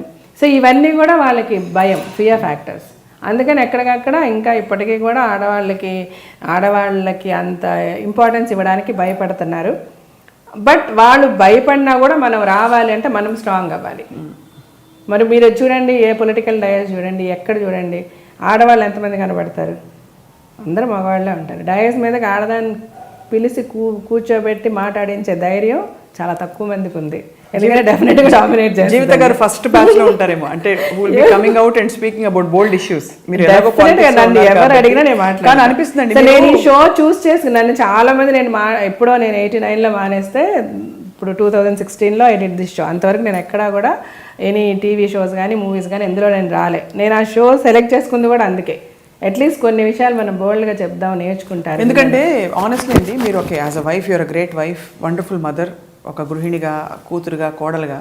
But you're so bold and strong inside. అది ప్రపంచానికి చేరాలంటే మీరు పబ్లిక్ లైఫ్లో ఏదో ఒక పబ్లిక్ లైఫ్లో బయటికి ఇంకా రావాలి. వచ్చే టైం వచ్చింది. లాస్ట్ 1 or 2 questions మనం వైండప్ చేసే ముందు, మీ మీద, రాజశేఖర్ గారి మీద కామెడీ స్కిట్స్ చాలా మిమిక్రీ షోస్ చూస్తారు, చూసి నవ్వుకుంటారా, కోపం వస్తుంది? నాకు మా ఇద్దరికి కోపం రాదు. అంటే నేను మీ ఇద్దరు సరే మన వల్ల సంబడి సర్వైవింగ్, సో చాలా హ్యాపీగా ఫీల్ అవ్వాలి. అండ్ మళ్ళీ నేను ఫస్ట్ రిఫరెన్స్ మీకు చెప్తా, కాసే చెట్టు మీద రాళ్ళు అన్నట్టు. మేము ఎంత పాపులర్ అయితే మా గురించి ఎంతమంది ఎంత మాట్లాడుకుంటే మా గురించి మాట్లాడిన షో అంత సక్సెస్ అవుతుంది ఆబ్వియస్గా. సో అంటే గుడ్ ఆర్ బ్యాడ్ మమ్మల్ని అవాయిడ్ చేయలేకపోతున్నారు పీపుల్ మా గురించి మాట్లాడుకోవడానికి అనే తీసుకుంటాను నేను. చాలా పాజిటివ్గా తీసుకుంటా. చూసాను. మేము ఉన్నప్పుడే కూడా స్టేజ్లో శివారెడ్డి 2-3 సార్లు చేశాడు. అంటే మెయిన్గా సార్ మీ పట్ల తిరిగి జీవితాన్ని అడగడం, మీరు బంగారు అని మీరు పిలవడం. అంటే ఇది ఏదో మనం ఈరోజు ఫేక్గా స్టార్ట్ చేసినది కాదు. ఈ బంగారం అని నేను తను పిలవడం వే బ్యాక్, తలంబ్రాలలో తను నన్ను చీట్ చేస్తాడు కాబట్టి నేను తనని ఫ్రాడ్ అని పిలిచేదాన్ని. సో రెగ్యులర్గా తను ఫ్రాడ్ అనే పిలిచేదాన్ని నేను. సో మా పెళ్ళికి ముందు అదే అతనికి యాక్సిడెంట్ అయినప్పుడు హాస్పిటల్లో ఉన్నప్పుడు మా అత్తగారు ఫస్ట్ వచ్చి రాజశేఖర్ గారు నేను ఫ్రాడ్ అని పిలుస్తుంటే ఆవిడ చాలా అప్సెట్ అయ్యారు. పక్కకు పిలిచి వాళ్ళ కూతురుతో అదేంటి ఫ్రాడ్ అంటుంది తనంటే, అప్పుడు మావంటే నాకు అలవాటు అయిపోయింది తన్ని ఫ్రాడ్ అని పిలవడం. అప్పుడు ఆవిడ అలా అనగానే మా వదిన గారు వచ్చి చెప్పారనమాట, రాజశేఖర్ గారు అక్క వచ్చి అన్నారు, ఇట్లా ఫ్రాడ్ అంటున్నావంటే ఏంటి, మా అమ్మ ఫీల్ అయిపోతున్నారు అని అంటే అప్పుడు నేను బంగారం అని మార్చా. అప్పటి నుంచి స్టార్ట్ అయింది అది. అది వినే మన పోకూరి బాబురావు గారు మా ఆయన బంగారం అని సినిమా టైటిల్ పెట్టారు సౌందర్యతో. ఇంకా రాజశేఖర్ గారు నన్ను అడగడం అంటే బేసిక్గా తనకి లాంగ్వేజ్ ప్రాబ్లం ఉంది. సో దానితో ఏంటంటే ఆ వర్డ్స్ ఏంటి అని అడగడానికి తను నన్ను అడుగుతుంటారు. సో అది maybe people are enjoying so much. ఇంకోటి కూడా చెప్పారు ఒక సందర్భంలో మీరు, దట్ మీకు మెమరీ పవర్ ఎక్కువ. ఆయన ఈ పాయింట్స్ అన్ని నేను మాట్లాడతాను, నేను మర్చిపోయినా ఏమైనా చేసినా గుర్తు చేయమని చేయి అని చెప్పి చెప్తారు. ఇప్పుడు కూడా తనకి అలవాటు ఉంది. లేట్ నైట్ పడుకుని మంచి నిద్రలో ఉన్నప్పుడు కూడా సడన్గా జీవితాన్ని లేపి తను ఏదైనా థాట్ వస్తే నాకు చెప్పేసి పడుకుంటారు. ఎందుకంటే నేను గుర్తుపెట్టుకుంటాను, ఆయన అయితే మర్చిపోతారు. అబౌట్ మూవీస్ అవ్వచ్చు, అబౌట్ ఏదైనా తను చేయాలనుకున్నది అవ్వచ్చు, నేను ఇలా చేయాలనుకున్నా నాకు ఇలా కనిపించింది అని చెప్పేసి పడుకుంటారు. So life is going on. Jeevitha garu, మీకేం కావాలి లైఫ్లో? అన్నీ అంటే మీరు మీకు అది కుదిరిందో, అది దైవ నిర్ణయమో, లేకపోతే మీరు ఇలా కుదుర్చుకునే విజ్ఞత మీకు ఉందో, మొత్తానికి మీరు కావాల్సినవన్నీ ఎక్స్పెక్టేషన్స్ లేకుండానే ఎవ్రీథింగ్ కేమ్ అమరింది. చక్కటి కెరియర్ చూశారు, సక్సెస్ చూసిన తర్వాత మీరు బై చాయిస్ ఎంచుకున్న వైవాహిక జీవితం చూశారు. Wonderful married life you had మీరు చెప్పారు. What do you want in life now? మీకు జీవిత గారికి ఏం కావాలి వితౌట్ రాజశేఖర్ గారు? అంటే ఐఎమ్ సేయింగ్ యాజ్ అ వ్యక్తి, ఒక యాజ్ అ ఉమెన్, అంటే మాకు అని కాకుండా నాకు ఏం కావాలి? నాకు అంటే అబౌట్ మై అంటే ఇప్పుడు ఇంకా నాకు కావాల్సింది మెయిన్గా నా ఫ్యామిలీనే కదా ఉంటుంది. అంటే వాళ్ళు అనుకున్నా కాకపోయినా ఇప్పుడు నాకు ఉండే మేజర్ గోల్ అంతా నా డాటర్స్ ఇద్దరు బాగా సెటిల్ అవ్వాలి, వాళ్ళ లైఫ్లో దేనికి కష్టపడకూడదు. సేమ్ వే రాజశేఖర్ గారు ఆయన చాలా అంబిషియస్ పర్సన్, నేను చాలా కంటెంట్ పర్సన్. అంటే నాకు చాలా తొందరగా సాటిస్ఫై అయిపోతాను. నేను పెద్దగా ఎక్కువ ఎయిమ్స్ అంబిషన్స్ నాకు ఉండవు. That's my character. కానీ రాజశేఖర్ గారు ఈజ్ వెరీ అంబిషియస్, ఆయనకి చాలా చేయాలని ఉంది. సో ఆయన అనుకున్నవన్నీ ఫుల్ఫిల్ అవ్వాలి. అండ్ ఆఫ్ కోర్స్ అందరమే చచ్చిపోతాం, nobody is going to live permanent. కానీ అట్లీస్ట్ మనం చనిపోయేటప్పుడు we should die happily. Okay, నాకు లైఫ్లో ఇలా అనుకున్నాను, ఇలా జరగలేదే అన్నది నాకైతే ఏమీ లేదు, నా పిల్లలకి నా హస్బెండ్కి కూడా ఉండకూడదని ఆ విధంగా అదొక్కటి మై హోప్. అలాగా వాళ్ళు ఏది కూడా వెనక్కి తిరిగి చూసుకొని ఇది మనకి లేదే అని అనుకునేలాగా అలాంటి సిచ్యువేషన్ వాళ్ళకి రాకుండా మనం చేసేయాలన్నీ అన్నదైతే నాకుంది స్ట్రాంగ్గా. అది ఎంతవరకు చేయగలనో, ఎంతవరకు God will help me, I don't no.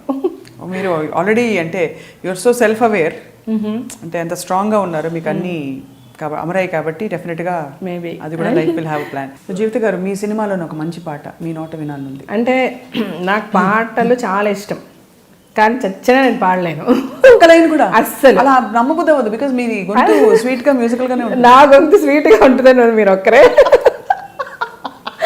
నా పిల్లలు అప్పుడు పొద్దున్న లేచిన వెంటనే మాట్లాడితే మా ఆయనకి డబ్బింగ్ చెప్పచ్చు అంటారు మా పిల్లలు. అట్లా నా గొంతు స్వీట్గా ఉండదు కానీ అలా తెలుసు. ఏమంటారు, డాడీకి డబ్బింగ్ చెప్పదంట. అవును, అలా నా గొంతు స్వీట్గా ఉంటుందని నాకు తెలుసు కానీ బట్ నాది డిఫరెంట్ వాయిస్, అంతవరకు ఐ కెన్ సే. ఎక్కడున్నా ఐడెంటిఫై చేస్తారు, ఎంతమందిలో ఉన్నా నేను మాట్లాడుతున్నానని. బట్ నా డాటర్స్ చాలా బాగా పాడతారు, ఇద్దరు కూడా. శివాని అండ్ శివాత్మిక ఇద్దరికి సంగీతం నేర్చుకుంటున్నారు. They Singh very well, they dance.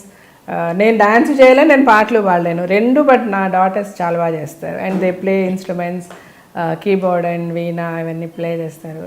So నాకు నచ్చినవన్నీ నా పిల్లలు చేస్తున్నారు కాబట్టి. వాయిస్తారా? మా పెద్దమ్మాయి వాయిస్తుంది veena. Both of them play keyboard. And చిన్నది కూడా ఇప్పుడు నేర్చుకుంటున్నారు. దే కమ్ హోమ్ ఇంటికి వచ్చి అంటే మా ఆయన ఎక్కడికి పంపించారు బయటికి. There is no way of sending them, అది స్కూల్ తప్ప బయట ఎక్కడ క్లాసెస్కి దానికి పంపించారు ఈయన. ఎందుకంటే ఏంటి అంటే బేసికల్గా ఈయనకి స్కేర్డ్ సెక్యూరిటీ ఇష్యూస్ చాలా, ఆయన కాషియస్గా ఉంటారు, ప్రీకాషియస్ అనమాట. ఇక్కడ మనం యాక్చువల్లీ థియేటర్కి వెళ్ళినా కూడా ఆయన ఏంటంటే ఎగ్జిట్ డోర్స్ దగ్గర సీట్స్ చూడాలి. Suddenly some calamity happens, we should be able to get out. మేము ఏదైనా హోటల్స్లో చెక్ ఇన్ అయినా కూడా ఫస్ట్ వెళ్ళి ఫైర్ ఎగ్జిట్స్ చూడమని చెప్తారు పిల్లల్ని. సో బేసికల్గా తను చాలా కాన్షియస్గా ఉంటారు. ఈవెన్ రోడ్ మీద ఎప్పుడైనా వాక్ చేసిన ప్లాట్ఫామ్స్ మీద ఉండడం అన్నది, ఆపోజిట్ డైరెక్షన్లో వాక్ చేయాలి సో దట్ వెహికల్స్ ఎదరి నుంచి ఎలా వస్తున్నాయి ఏమన్నా తెలుస్తుంది. ఇట్లాంటివన్నీ చాలా ఉంటాయి. తను దిగేటప్పుడు వచ్చి రోడ్ సైడ్ దిగకూడదు, కార్లో అదే సైడ్ దిగాలి. 110% ఇంజన్ ఆఫ్ చేసి డ్రైవర్లో హ్యాండ్ బ్రేక్ వేస్తే కానీ కార్లోంచి దిగకూడదు. చిన్నప్పటి నుంచి ఇవన్నీ వాళ్ళకి నేర్పించి పెడతా. అంటే అది యూ డోంట్ బిలీవ్, యాక్చువల్గా వీళ్ళు లేచి నడిచేటప్పుడు పడిపోతారే పిల్లలు. నార్మల్గా లేచి ఫస్ట్ నడిచేటప్పుడు పడతారు కదా, అటు ఒక అమ్మాయి ఇలాగే పరిగెత్తాలి వాళ్ళతో. అలా పెంచారు మా ఆయన నిజంగా మా పిల్లలు. నేను అదే అంటుంటాను అనమాట, మీరు ఇట్లా పెంచి రేపు వీళ్ళు సొసైటీలోకి వెళ్ళి ఇలా వాళ్ళు బ్రతకాలి కదా. అవును, అంత కేర్ తీసుకునే వాళ్ళు దొరకపోతే they will be very lost యాక్చువల్గా. అండ్ ప్రతి ఆడపిల్ల తండ్రి లాగా ఉండాలి. ఎగ్జాక్ట్లీ. మీకు కొడుకు లేని లోటు అయితే డాక్టర్ గారే తీర్చుంటారు. యువర్ లైక్ అంటే తనకి చాలా ఇష్టము. అంటే మీరు అన్నట్టు మేబీ లైఫ్లో ఒక చిన్న ఇది విచ్ ఈస్ నాట్ దేర్ అని అంటే రాజశేఖర్ గారికి కొడుకులు అంటే చాలా ఇష్టం యాక్చువల్గా. He loves his daughters. ఒక కొడుకు కూడా ఉంటే బాగున్నాయి అన్నది ఉంది తనకి ఎప్పుడు కూడా. బట్ నాకైతే ఎప్పుడు లేదు. I never miss the sun. అదొకటే మేబీ మీరు ఆడపిల్లలు వెళ్ళిపోతారు కదా వేరే ఇంటికి. ఎగ్జాక్ట్లీ, ఆయనకి అదొకటి ఉంది ఎప్పుడు. మంచి గుమగుమల వాసన వస్తున్నాయి మీ ఇంట్లో. అవునా? మీరు చేస్తారా వంట? నేను చేస్తా. మీరే చేస్తారా? నేను వంట చేస్తాను కానీ బట్ ఇప్పుడు చేయటం లేదు, టైం ఉండదు. అంటే రాజశేఖర్ గారు చాలా సీరియస్గా వంట పనులు ఇంటి పనులు నేను చేస్తే తిడతారు ఆయన. ఎందుకంటే నీకు బయట అన్ని పనులు ఉన్నాయి, so I don't want be ఫూలిష్గా అండ్ నువ్వు ఇంట్లో వంట చేసావు అది వద్దు, యూ డోంట్ వేస్ట్ టైం దీనికంతా, ఏది మనుషులు పెట్టని చెప్తారు ఆయన. సో నాకు మంచి కుక్ పని వాళ్ళు ఉన్నారు. ఆయనకా నాకా ఆయనకా ఆయన హెల్త్ కాన్షియస్. అంటే మరీ అలాగని హెల్త్ కాన్షియస్ అని ఏమి డైట్ గీట్ అట్లాగేం పెద్దగా చేయరు, ఆయన ఫాలో చేయరు. బట్ రెగ్యులర్గా ఎక్సర్సైజ్ అనేది చేస్తారు. అన్నెసెసరీ ఈటింగ్ ఎప్పుడు చేయరు. ఆయన ఎట్ టైం ఎక్కువ తినడం అనేది చేయరు. ఆయన కొంచెం కొంచెంగా తింటారు. Every 2 hours 3 hours little hill take అనమాట. బట్ అన్నీ తింటారు. ఈ మధ్య నాన్ వెజ్ మానేశారు కొన్ని రోజులు, నేను తినను అని చెప్పి. అది మానడం తినడం అట్లా చేస్తుంటారు నాన్ వెజ్. జీవిత గారికి ఏమి ఇష్టం వంట? నాకు పప్పు, టొమాటో పప్పు ఇష్టం. మా అమ్మగారు చాలా బాగా చేస్తారు, అది నాకు చాలా ఇష్టం. టొమాటో పప్పు ఒకటి మై ఫేవరెట్. చిన్నప్పుడు మా అమ్మ అయితే నీకు ఏం అక్కలేదు, ఇది కిరాణా కొట్టు అడిగించి పెళ్లి చేసేస్తే రోజు పప్పు ఉంటే చాలు నీకు అనేవాళ్ళు అనమాట చిన్నప్పుడు మా అమ్మ. అట్లా పప్పు ఏ రకాల్లో ఉండినా పప్పు ఇష్టం నాకు. పోపేయడంలో తేడానా లేకపోతే టొమాటో పప్పు రకరకాలు కదా. కొంతమంది పులుపు తక్కువ చేస్తారు, కొందరు మా మమ్మీ అయితే అన్ని కరెక్ట్గా వేసి కరెక్ట్గా చేస్తారు. నేను చేస్తాను ఆవిడలాగా. ఇప్పుడు మా ఇంట్లో కుక్ ఉంటుంది ఆవిడ. అంటే నా దగ్గర నేను ఇంకోటి వర్కర్స్ని ఎక్కువ మార్చడానికి నేను ఇష్టపడ్డాను, సర్వెంట్స్ని. నా దగ్గర ఎవరు చేసినా చాలా సంవత్సరాలు చేస్తారు. దే డోంట్ లీవ్, నన్ను వదిలేసి అంత ఈజీగా వెళ్ళిపోరు. ఏదైనా వెళ్ళినా మళ్ళీ నెక్స్ట్ మంత్ వచ్చేస్తారు నా దగ్గరికి. నేను ఆల్మోస్ట్ వాళ్ళని మా ఇంట్లో వాళ్ళలాగే చూసుకుంటా. మా పిల్లలకు కూడా అదే చెప్తా, పని వాళ్ళ మట్టుగా ఎప్పుడు పని వాళ్ళలా చూడొద్దు. ఒకే పని అమ్మాయికి 10 పనులు చెప్పినా నాకు నచ్చదు. అంటే వాళ్ళు మనలాగే కదా, వాళ్ళకి కొంచెం రెస్ట్ ఇవ్వాలి, వాళ్ళకి కూడా ఇది చేయాలి, వాళ్ళకి కూడా అలా అన్నిసార్లు అలా చెప్పకండి చేయకండి అని నేను ఇప్పటి నుంచే ట్రైన్ చేస్తాను ఆ పిల్లలకి. కలిసి చేసుకోవాలి.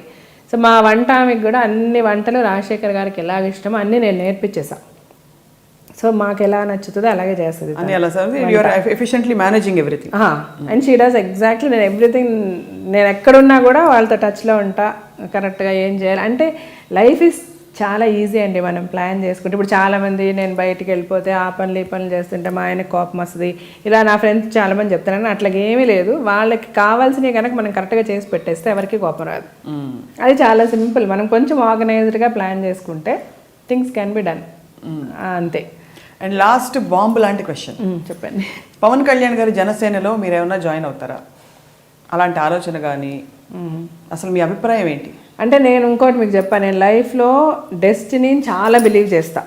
ఎవ్వరూ కూడా nobody on this earth ఈ క్షణం గురించి మాట్లాడగలం, అయిపోయిన క్షణం గురించి మాట్లాడగలం, నెక్స్ట్ సెకండ్ గురించి మాట్లాడలేం, చెప్పలేం. నాకు ఇది నచ్చింది, నేను ఇలాగే చేస్తా, ఇలాగే ఉంటా అనే ఇది మటుకు అనొచ్చు, కానీ జరుగుద్దా లేదన్న గ్యారంటీ లేనే లేదు. సో అందుకే నేను ఎప్పుడు కూడా ఫ్యూచర్ నేను జాయిన్ అవ్వచ్చా, అయ్యే అవకాశం ఉందా, యాక్ట్ చేస్తానా, చేసే అవకాశం ఉందా, దాని గురించి నేను ఎప్పుడూ మాట్లాడలేను, బట్ చెయ్యను అని చెప్పలేను. ఇప్పటి వరకు ప్రస్తుతానికి నేనున్న సిచ్యువేషన్, నేనున్నంత వరకు నేనైతే పవన్ కళ్యాణ్ గారి పార్టీలో నేనైతే ఇప్పుడున్న సినారియోలో నేనైతే జాయిన్ కాను. ఎందుకంటే నాకు ఆయన కన్సిస్టెంట్ పొలిటీషియన్గా నాకు ఎప్పుడు కనబడలే. ఇప్పుడు కూడా కనబడలే నాకు. సభలు పెడుతున్నారు ఆయన. అంటే సభలు పెట్టినంత మాత్రాన I can't say that he can be a good politician. ఆయన చాలా మంచి హీరో. నాకు ఆయన సినిమాలు చాలా ఇష్టం. ప్రతి సినిమా ఆయన ఈ రోజుకి కూడా రిలీజ్ అయితే నేను వెళ్ళి థియేటర్లో వెళ్ళి చూసేసి వస్తాను, నేను నా పిల్లలు వెళ్ళి చూసేస్తాము. బట్ యాజ్ ఎ పొలిటీషియన్ నాకు ఎప్పుడు కూడా ఆయన అంత స్ట్రాంగ్గా కనిపించలేదు. అండ్ ఇంకొకటి నేను ఫీల్ అయ్యేది ఏంటంటే కొత్తగా పార్టీలు పెడుతున్నారు చాలామంది. ఐ మీన్ నేను పవన్ కళ్యాణ్ గారి గురించి చెప్పటం లేదు, ఆయన చాలా పెద్ద హీరో, చాలామంది ఫ్యాన్స్ ఉన్నారు ఆయనకి, దాని గురించి నేను అనడం లేదు. కానీ ఎవరు పార్టీ పెట్టినా మీరు ఎందుకు పార్టీ పెడుతున్నారు, ఉన్న పార్టీలు నాకు నచ్చలేదు, ఉన్న లీడర్స్ మాకు నచ్చలేదు, వీళ్ళు సరిగ్గా ఇది చేయటం లేదు కాబట్టి నేను పార్టీ పెడుతున్నాను, నేను ఏదో మంచి చేయాలనుకుంటున్నా అంటున్నారు, నా ఎజెండా ఇదని మీరు పెడుతున్నారు. పెట్టిన తర్వాత ఎవరన్నా కూడా మిమ్మల్ని నమ్మి 10 మంది ఓట్లు వేస్తున్నారు, అవునా కదా? ఓట్లు వేసిన తర్వాత ఈ పార్టీ ఇలాగే ఉండాలి. ఏమైపోతుంది, ఓడినా గెలిచినా నువ్వు 2 సీట్లు గెలిచావో 1 సీటు గెలిచావో ఆ 1 సీట్తో నువ్వు ఫైట్ చేయాలి, నీకు కావాల్సింది తెచ్చుకోవడానికి ప్రయత్నించాలి. అది జరగట్లే ఎక్కడా కూడా. మోస్ట్లీ ఏమైపోతుంది, వీళ్ళు వెళ్ళిపోయి రేపు ఎవరైతే పార్టీ గెలుస్తుందో ఆ పార్టీలో జాయిన్ అయిపోతున్నారు, వాళ్ళకి సపోర్ట్ చేస్తున్నాం అంటున్నారు. మీరు జాయిన్ అయిపోతున్నారు, మీకు ఓట్లు వేసిన ఎవరైతే మిమ్మల్ని నమ్మి ఒక 10 మందే ఓట్లు వేశారు, వాళ్ళు కూడా మీలాగా స్ట్రాంగ్గా వీళ్ళు సరిలేదని కదా మీకు వేశారు. మిమ్మల్ని నమ్మేస్తే మీరు ఎట్లా వెళ్ళి ఇంకో పార్టీలో జాయిన్ అవుతారు? అంటే మీరు పీఆర్పీ గురించి చెప్తున్నారు. Not only PRP, many parties. ఒక పీఆర్పీనే జరిగిందా ఏంటి? ఆ మధ్య పీఆర్పీనే జరిగింది. నార్త్లో ఎన్ని పార్టీలు జరగలేదు, ఇంకెన్ని జరగలేదు. నేను అనేది అట్లీస్ట్ మా పార్టీ ఇలాగే ఉంటుంది, మాకు ఇది కావాలి అని మీరు ఫైట్ చేసే ప్రసక్తే కనబడదు. వీళ్ళు వెళ్ళిపోయి ఆ పార్టీలో జాయిన్ అయిపోతారు. పవన్ కళ్యాణ్ గారు అలా చేయకుండా ఉంటే బాగుంటుంది. ఆయన వాట్ ఎవర్ ఇప్పుడు ఆయన ఏం చెప్పి పార్టీ పెట్టారో, ఏం చేయాలనుకుంటున్నారో ప్రజలకి, అది ఎంతవరకు చేయగలనా చేయలేకపోయినా ఆ పార్టీని పార్టీగా ఉంచితే బాగుంటుంది. ఇంకొకరు తెలిపోయి జాయిన్ అయిపోయి వాళ్ళకి క్యాంపెయిన్ చేసి, ఇప్పుడు ఇదే పవన్ కళ్యాణ్ గారు బీజేపీకి సపోర్ట్ చేశారు భయంకరంగా. ఇప్పుడు ఇదే పవన్ కళ్యాణ్ గారు బీజేపీ తప్పు అంటారు, ఇదే పవన్ కళ్యాణ్ గారు లేదు ఇంకొకరు ఎవరో అట్లా చేస్తారు, ఇంకో పొలిటీషియన్ కూడా అట్లా ఈ రోజులో తప్పు అంటారు, ఈ పార్టీలో ఉంటారు, నెక్స్ట్ డే ఇంకో పార్టీలోకి వెళ్ళిపోయి ఈ పార్టీ రైట్ రాంగ్ అంటారు. సో అలాగా కాకుండా ఇప్పుడు అంటే విధానపరంగా ఇప్పుడు ఇంకా అబ్జర్వ్ చేస్తున్నారు, ఆయన ఇంకా కంటెస్ట్ చేయలేదు కదా, చేయలేదు. అదే అంటున్నారు. ఈ పార్టీ స్టార్ట్ చేసేటప్పుడు కంటెస్ట్ చేస్తారని అనుకున్నాము, అప్పుడు అవ్వలేదు, ఆయన మాట్లాడారు. తర్వాత వెళ్ళి బీజేపీ మోడీ గారు సూపరు, మన చంద్రబాబు నాయుడు గారిని వాళ్ళని సపోర్ట్ చేశారు, వాళ్ళకి క్యాంపెయిన్ చేశారు. ఆ తర్వాత ఇప్పుడు ఇప్పుడు సపరేట్గా మళ్ళీ నేను నా పార్టీ సపరేట్గా కంటెస్ట్ చేస్తుందని చెప్పారు. ఏదన్నా కావచ్చు, ఆయన రేపు ఫ్యూచర్లో మేబీ ఆయన చాలా పెద్ద పొలిటీషియన్ కూడా అవ్వచ్చు, దట్స్ దేర్. అంటే ఇప్పుడు ప్రస్తుతానికైతే నాకు అంత స్ట్రాంగ్గా నాకు కనిపించలేదు. సో నేను ప్రస్తుతానికైతే ఇప్పటికైతే నన్ను అడిగితే నేను జాయిన్ అవ్వననే, ఆయన పార్టీలో నేను జాయిన్ అయ్యే అవకాశం లేదని నేను చెప్తాను నా వరకు. అంటే నేను జాయిన్ అయితే ఎంత, అవ్వకపోతే ఎంత, ఆయనకు కానీ ఆయనకి జాయిన్ అయ్యే వాళ్ళు చాలామంది ఉన్నారు. బేసికల్గా నా పర్సనల్ ఫీలింగ్ చెప్తున్నా. అది అంటే ఇది కేవలం మీ అభిప్రాయం తెలుసుకోవడానికి. మీరు పాలిటిక్స్లో ఉన్నారు, మీరు బాగా బోల్డ్గా అందరి మీద స్టేట్మెంట్స్ చేశారు కాబట్టి విధానం. ఒక టైంలో జగన్ గారి సభకి రాజశేఖర్ గారు మీరు వచ్చారు. ఫస్ట్ ఆయన పొలిటికల్ ఎంట్రీ అయినప్పుడు ఒక పర్టికులర్ సందర్భంలో వచ్చారు. ఏం లేదండి, ఆయన ఫస్ట్ పెట్టిన బహిరంగ సభ ఆయన విజయవాడలో ఫస్ట్ ఆయన వెళ్ళేసి కాంగ్రెస్ వైఎస్ రాజశేఖర రెడ్డి గారు చనిపోయిన తర్వాత, రోసయ్య గారు సీఎం అయిన తర్వాత ఆయన వెళ్ళి సోనియా గాంధీ గారిని కలిసి అక్కడ ఏదో మాట్లాడడం జరిగింది. చేసిన తర్వాత ఆయన ఇక్కడ ఒక పెద్ద సభ పెట్టారు విజయవాడలో. అప్పుడు ఆయన సపోర్టర్స్ అందరినీ ఫోన్లు చేసి పిలిచారు, ఇంక్లూడింగ్ రాజశేఖర్ గారిని, నన్ను కూడా. వైఎస్ రాజశేఖర రెడ్డి గారికి మీరు చాలా ఆప్తులు, సో మీరు రావాలి ఎట్టి పరిస్థితుల్లో ఈ మీటింగ్ అని అంటే, అప్పటికి ఆయన పార్టీ పెట్టలేదు, ఏమీ లేదు మీకు గుర్తుంటే. హీఈస్ నాట్ ఇప్పుడు జగన్ గారి పార్టీ అంటే వైఎస్ఆర్సీపీ లేదు అప్పటికి. ఆయన he just held a meeting in deeksha, నిరాహార దీక్షలో వచ్చారు. దీక్ష వేదిక దగ్గరకు వచ్చారు, కానీ అప్పుడు సరిగా అంటే అప్పుడున్న పరిస్థితుల్లో జరగాల్సినంత ఏమి జరగలేదు. మర్యాదలన్నీ బాగానే జరిగాయి. మేము వెళ్ళిన వెంటనే చాలా మంది వచ్చారు, జయసుధ గారు అందరూ వచ్చారు. యాజ్ ఎ సపోర్టర్ మన వైఎస్ రాజశేఖర రెడ్డి గారిని సిన్సియర్గా మేము బిలీవ్ చేసాం. ఆయన అంటే చాలా ఇష్టం, నాకు ఇప్పటికీ ఇష్టమే, ఎప్పటికీ ఇష్టమే. Because is one politician who knows to treat people. అంటే ఒక మర్యాద ఎలా ఇవ్వడం అనేది ఆయనకి తెలిసిన ఒక మనిషి. ఆయన చాలా, అంటే ఎప్పుడు కూడా ఐ హ్యావ్ నో రిగ్రెట్స్ ఆయనని మేము సపోర్ట్ చేసినందుకు. చాలా చాలా మంచి వ్యక్తి. సో ఆయన మీద ఉన్న ప్రేమతో మేము వెళ్ళడం జరిగింది. జగన్ గారే మమ్మల్ని ఫోన్ చేసి పిలిచారు, మేము వెళ్ళాము. అక్కడ విజయవాడ వెళ్ళిన తర్వాత స్టేజ్ మీదకి మేము వెళ్ళాం, చాలా అప్లాజ్ ఉండింది. అప్పుడు జగన్ గారు మాట్లాడుతుంటే రాజశేఖర్ గారు మాట్లాడాలన్నారు, ఆయన మాట్లాడారు. మళ్ళీ రెండోసారి జగన్ గారు మాట్లాడుతుంటే కూడా రాజశేఖర్ గారు మాట్లాడమంటే ఆయన మాట్లాడారు. ఆబ్వియస్గా ఆర్టిస్టులు అంటే ఉండే క్రేజ్ అదేదో రాజశేఖర్ గారు గొప్పతనం నేను చెప్పలేదు. ఒక 20 yearsగా మనం ఇండస్ట్రీలో ఉండి ఒక హీరోగా రాజశేఖర్ గారిని చూసిన ప్రజలు ఆబ్వియస్గా అంత రియాక్ట్ అవుతారు. అవును, అది మన ఊళ్ళల్లో, ఇంకా సిటీలో అంత ఉండదు. కానీ అదైన వెంటనే యాక్చువల్గా మేము నెక్స్ట్ డే కూడా అక్కడే ఉండాల్సిన, అంటే అది ప్రోగ్రామ్ అలా ఉండింది. మేము రూమ్కి వెళ్ళేసరికి నైట్ మాకు రూమ్కి ఫోన్ వచ్చింది. ఫోన్ వచ్చి ఇట్లాగా జగన్ గారు అక్కడ హైదరాబాద్లో ఎవరూ లేరు మీడియా ముందు మాట్లాడడానికి, సో జీవిత గారు రాజశేఖర్ గారు వెళ్ళి మీడియాలో మాట్లాడితే బాగుంటుంది అని అన్నారు. సో మీరు రేపు హైదరాబాద్ బయలుదేరాలి అన్నారు. సరే మేము మంచి 2 రోజులు ఉండాలనుకుంటున్నాం, వచ్చేసాం. మేము ఇక్కడికి వచ్చేసరికి మమ్మల్ని ఎవరు కాంటాక్ట్ చేయలేదు. ఆ తర్వాత నాకు తెలిసింది ఆ జనము, ఆ క్రేజు, అది రాజశేఖర్ గారి మాట ఇవన్నీ జగన్ గారికి నచ్చలేదు, అందువల్లే ఆయన అక్కడి నుంచి పంపించేశారు అని అన్నారు. ఇదంతా మేము ప్రెస్ మీట్ పెట్టి పబ్లిక్గా చెప్పాం. సో ఇది జరిగిన తర్వాత చెప్పారు అలా మీకు అంటే అక్కడ పార్టీ వాళ్ళే చెప్పారు. తర్వాత జగన్ గారే మేము పర్సనల్ గా కలిసిన మమ్మల్ని పిలిచి మేమే వెళ్ళి కలిసి మాట్లాడాలి. ఎందుకంటే బయట జనాలకు తెలియదు కదా, ఏవేవో వస్తున్నాయి పేపర్. ఇప్పుడు అంటే అప్పుడు మళ్ళీ ప్యాచప్ అయిపోయింది బాగా కంప్లీట్ గా. ప్యాచప్ అంటే అప్పుడు ఆయన ఏం జరగలేదు అంటే ఏం జరగలేదు అసలు. ఆయన పిలిచారు, ఆయన కూడా అదే చెప్పారు, ఇట్లా రాజశేఖర్ గారు కాకుండా మీరు రెండక్క మీకు అది ఇది చేద్దాము, ఇలా చేద్దాం అలా చేద్దాము. రాజశేఖర్ గారు అప్పుడు స్టేజ్ మీదకి వచ్చినప్పుడు కొంచెం సినిమాటిక్ అయిపోతుంది హీరోస్ అంతా వస్తే, అలాగే లేదా మాట్లాడారు. అంటే బేసిక్ గా అంటే స్టార్స్ మనకు పాలిటిక్స్ బాగా ఎంత మంచి సంకల్పం ఉన్నా కూడా స్టార్స్ ని పాలిటిక్స్ సీరియస్ పాలిటిషియన్స్ గా చూసుకోవట్లేదు. That is the main problem అన్నట్టు ఆయన అన్నారు. తర్వాత చాలా మంది ఆ పార్టీలో చాలా ఇష్యూస్ జరిగాయి. అంటే అసలు మేము అప్పుడు అలా మాట్లాడేసి మేము బయటకు వచ్చిన తర్వాత మేము జగన్ గారిని కన్సల్ట్ చేయలేదు, ఆ పార్టీకి వెళ్ళలేదు, ఏమీ చేయలేదు మేము. కానీ ఆ తర్వాత ఆయన వైఎస్ఆర్సీపీ ప్రమోట్ చేసిందే పార్టీ. కానీ ఈ లోపల మళ్ళీ ఇదే సేమ్ మీడియా బతుకు జట్ కాబట్టి జరిగినట్టే వాడు కాంగ్రెస్లో జాయిన్ అయ్యారు, వచ్చారు, మళ్ళీ వైఎస్ఆర్సీపీలో జాయిన్ అయ్యారు, వచ్చారు, ఇలా రకరకాలుగా మా గురించి రాశారు. మేము జాయిన్ అయింది ఎక్కడా లేదు. అప్పుడు మేము మా ప్రెస్ మీట్ అంటే డేట్లు చూసుకుంటే సింపుల్గా ఎవరికైనా ఓపిక ఉండి ఆ వైఎస్ఆర్సీపీ అన్నది ఆ పార్టీ పెట్టే ముందే మేము ఆ జగన్ తిట్టేసి బయటకు వచ్చాం. మేము జగన్ కి మేము సపోర్ట్ లేవని ఎందుకు విమర్శించారు అంటే అదే చెప్పాను కదా, బేసికల్ గా ఇప్పుడు ఆయన హిస్ కాన్సెప్ట్ ఈస్ ఆయన ఒక్కనే ఉండాలి, ఇంకెవరు కూడా పార్టీలో ఎస్టాబ్లిష్ అవ్వకూడదు. వేరే ఎవరికి అంటే ఫ్యాన్స్ ఎక్కువ మంది రాజశేఖర్ గారి దగ్గరికి వెళ్ళినా కూడా ఆయనకి నచ్చదు. ఇది తర్వాత బయట చాలా మంది కూడా చాలా రకాలుగా చెప్పారు, చాలా మంది ఆయన పార్టీ నుంచి బయటకు వచ్చినా కూడా చెప్పారు ఈ విషయం. సో బేసికల్గా మేబీ హీఈస్ ఇన్సెక్యూర్డ్. సో దానికి అండ్ అట్లాగా హైడ్ అండ్ సీక్ పాలిటిక్స్ మనం చేయలేము. రాజశేఖర్ గారు ఈజ్ ఆల్వేస్ వెరీ ఓపెన్గా ఉంటారు ఆయన. అప్పుడు ఇవన్నీ వచ్చాయి, ఆయన మనీ, బ్లాక్ మనీ ఇష్యూస్, అది అంత సాక్షిలో మీకు కూడా ఇంటర్వ్యూ, మీరు కూడా ఏదో ఒక ఇంటర్వ్యూ కూడా చేశారు అప్పుడు. లాట్ ఆఫ్ మనీ ఇప్పుడు జగన్ గారి మీద కేసులు ఇవన్నీ వచ్చాయి కదా, ఈ ప్రాపర్టీస్ ఇష్యూస్ అన్నీ. అప్పుడు దాని మీద మమ్మల్ని ఆబ్వియస్గా అడుగుతారు ఇంటర్వ్యూస్, ఏంటి ఏమైనా అడిగితే దాని గురించి వాళ్ళకి చెప్పే ఇది లేదు. సో ఇవన్నీ కూడా మనకు వద్దులే, మనకు కుదరదు, ఇది కరెక్ట్ కాదు, is not the right person to be. కానీ అంత పోరాడతారు మీరు జీవిత గారు. ఇది ఒక్క క్వశ్చన్ అడిగేస్తాను, మీ టైం చాలా తీసుకున్నాం మేము. అంత అన్నిటి మీద పోరాడతారు, ఏది ఎస్టాబ్లిష్ కాకుండా ఎలిగేషన్స్ వచ్చి ఎలిగేషన్స్ బేస్తో పొలిటికల్ కాన్స్పిరసీ తోటే ఆయన్ని బయట పబ్లిక్లో ఉండకూడదు కాబట్టి జైల్లో పంపించారని చెప్పి దేశవ్యాప్తంగా విశ్లేషకులు చాలామంది వాదించారు.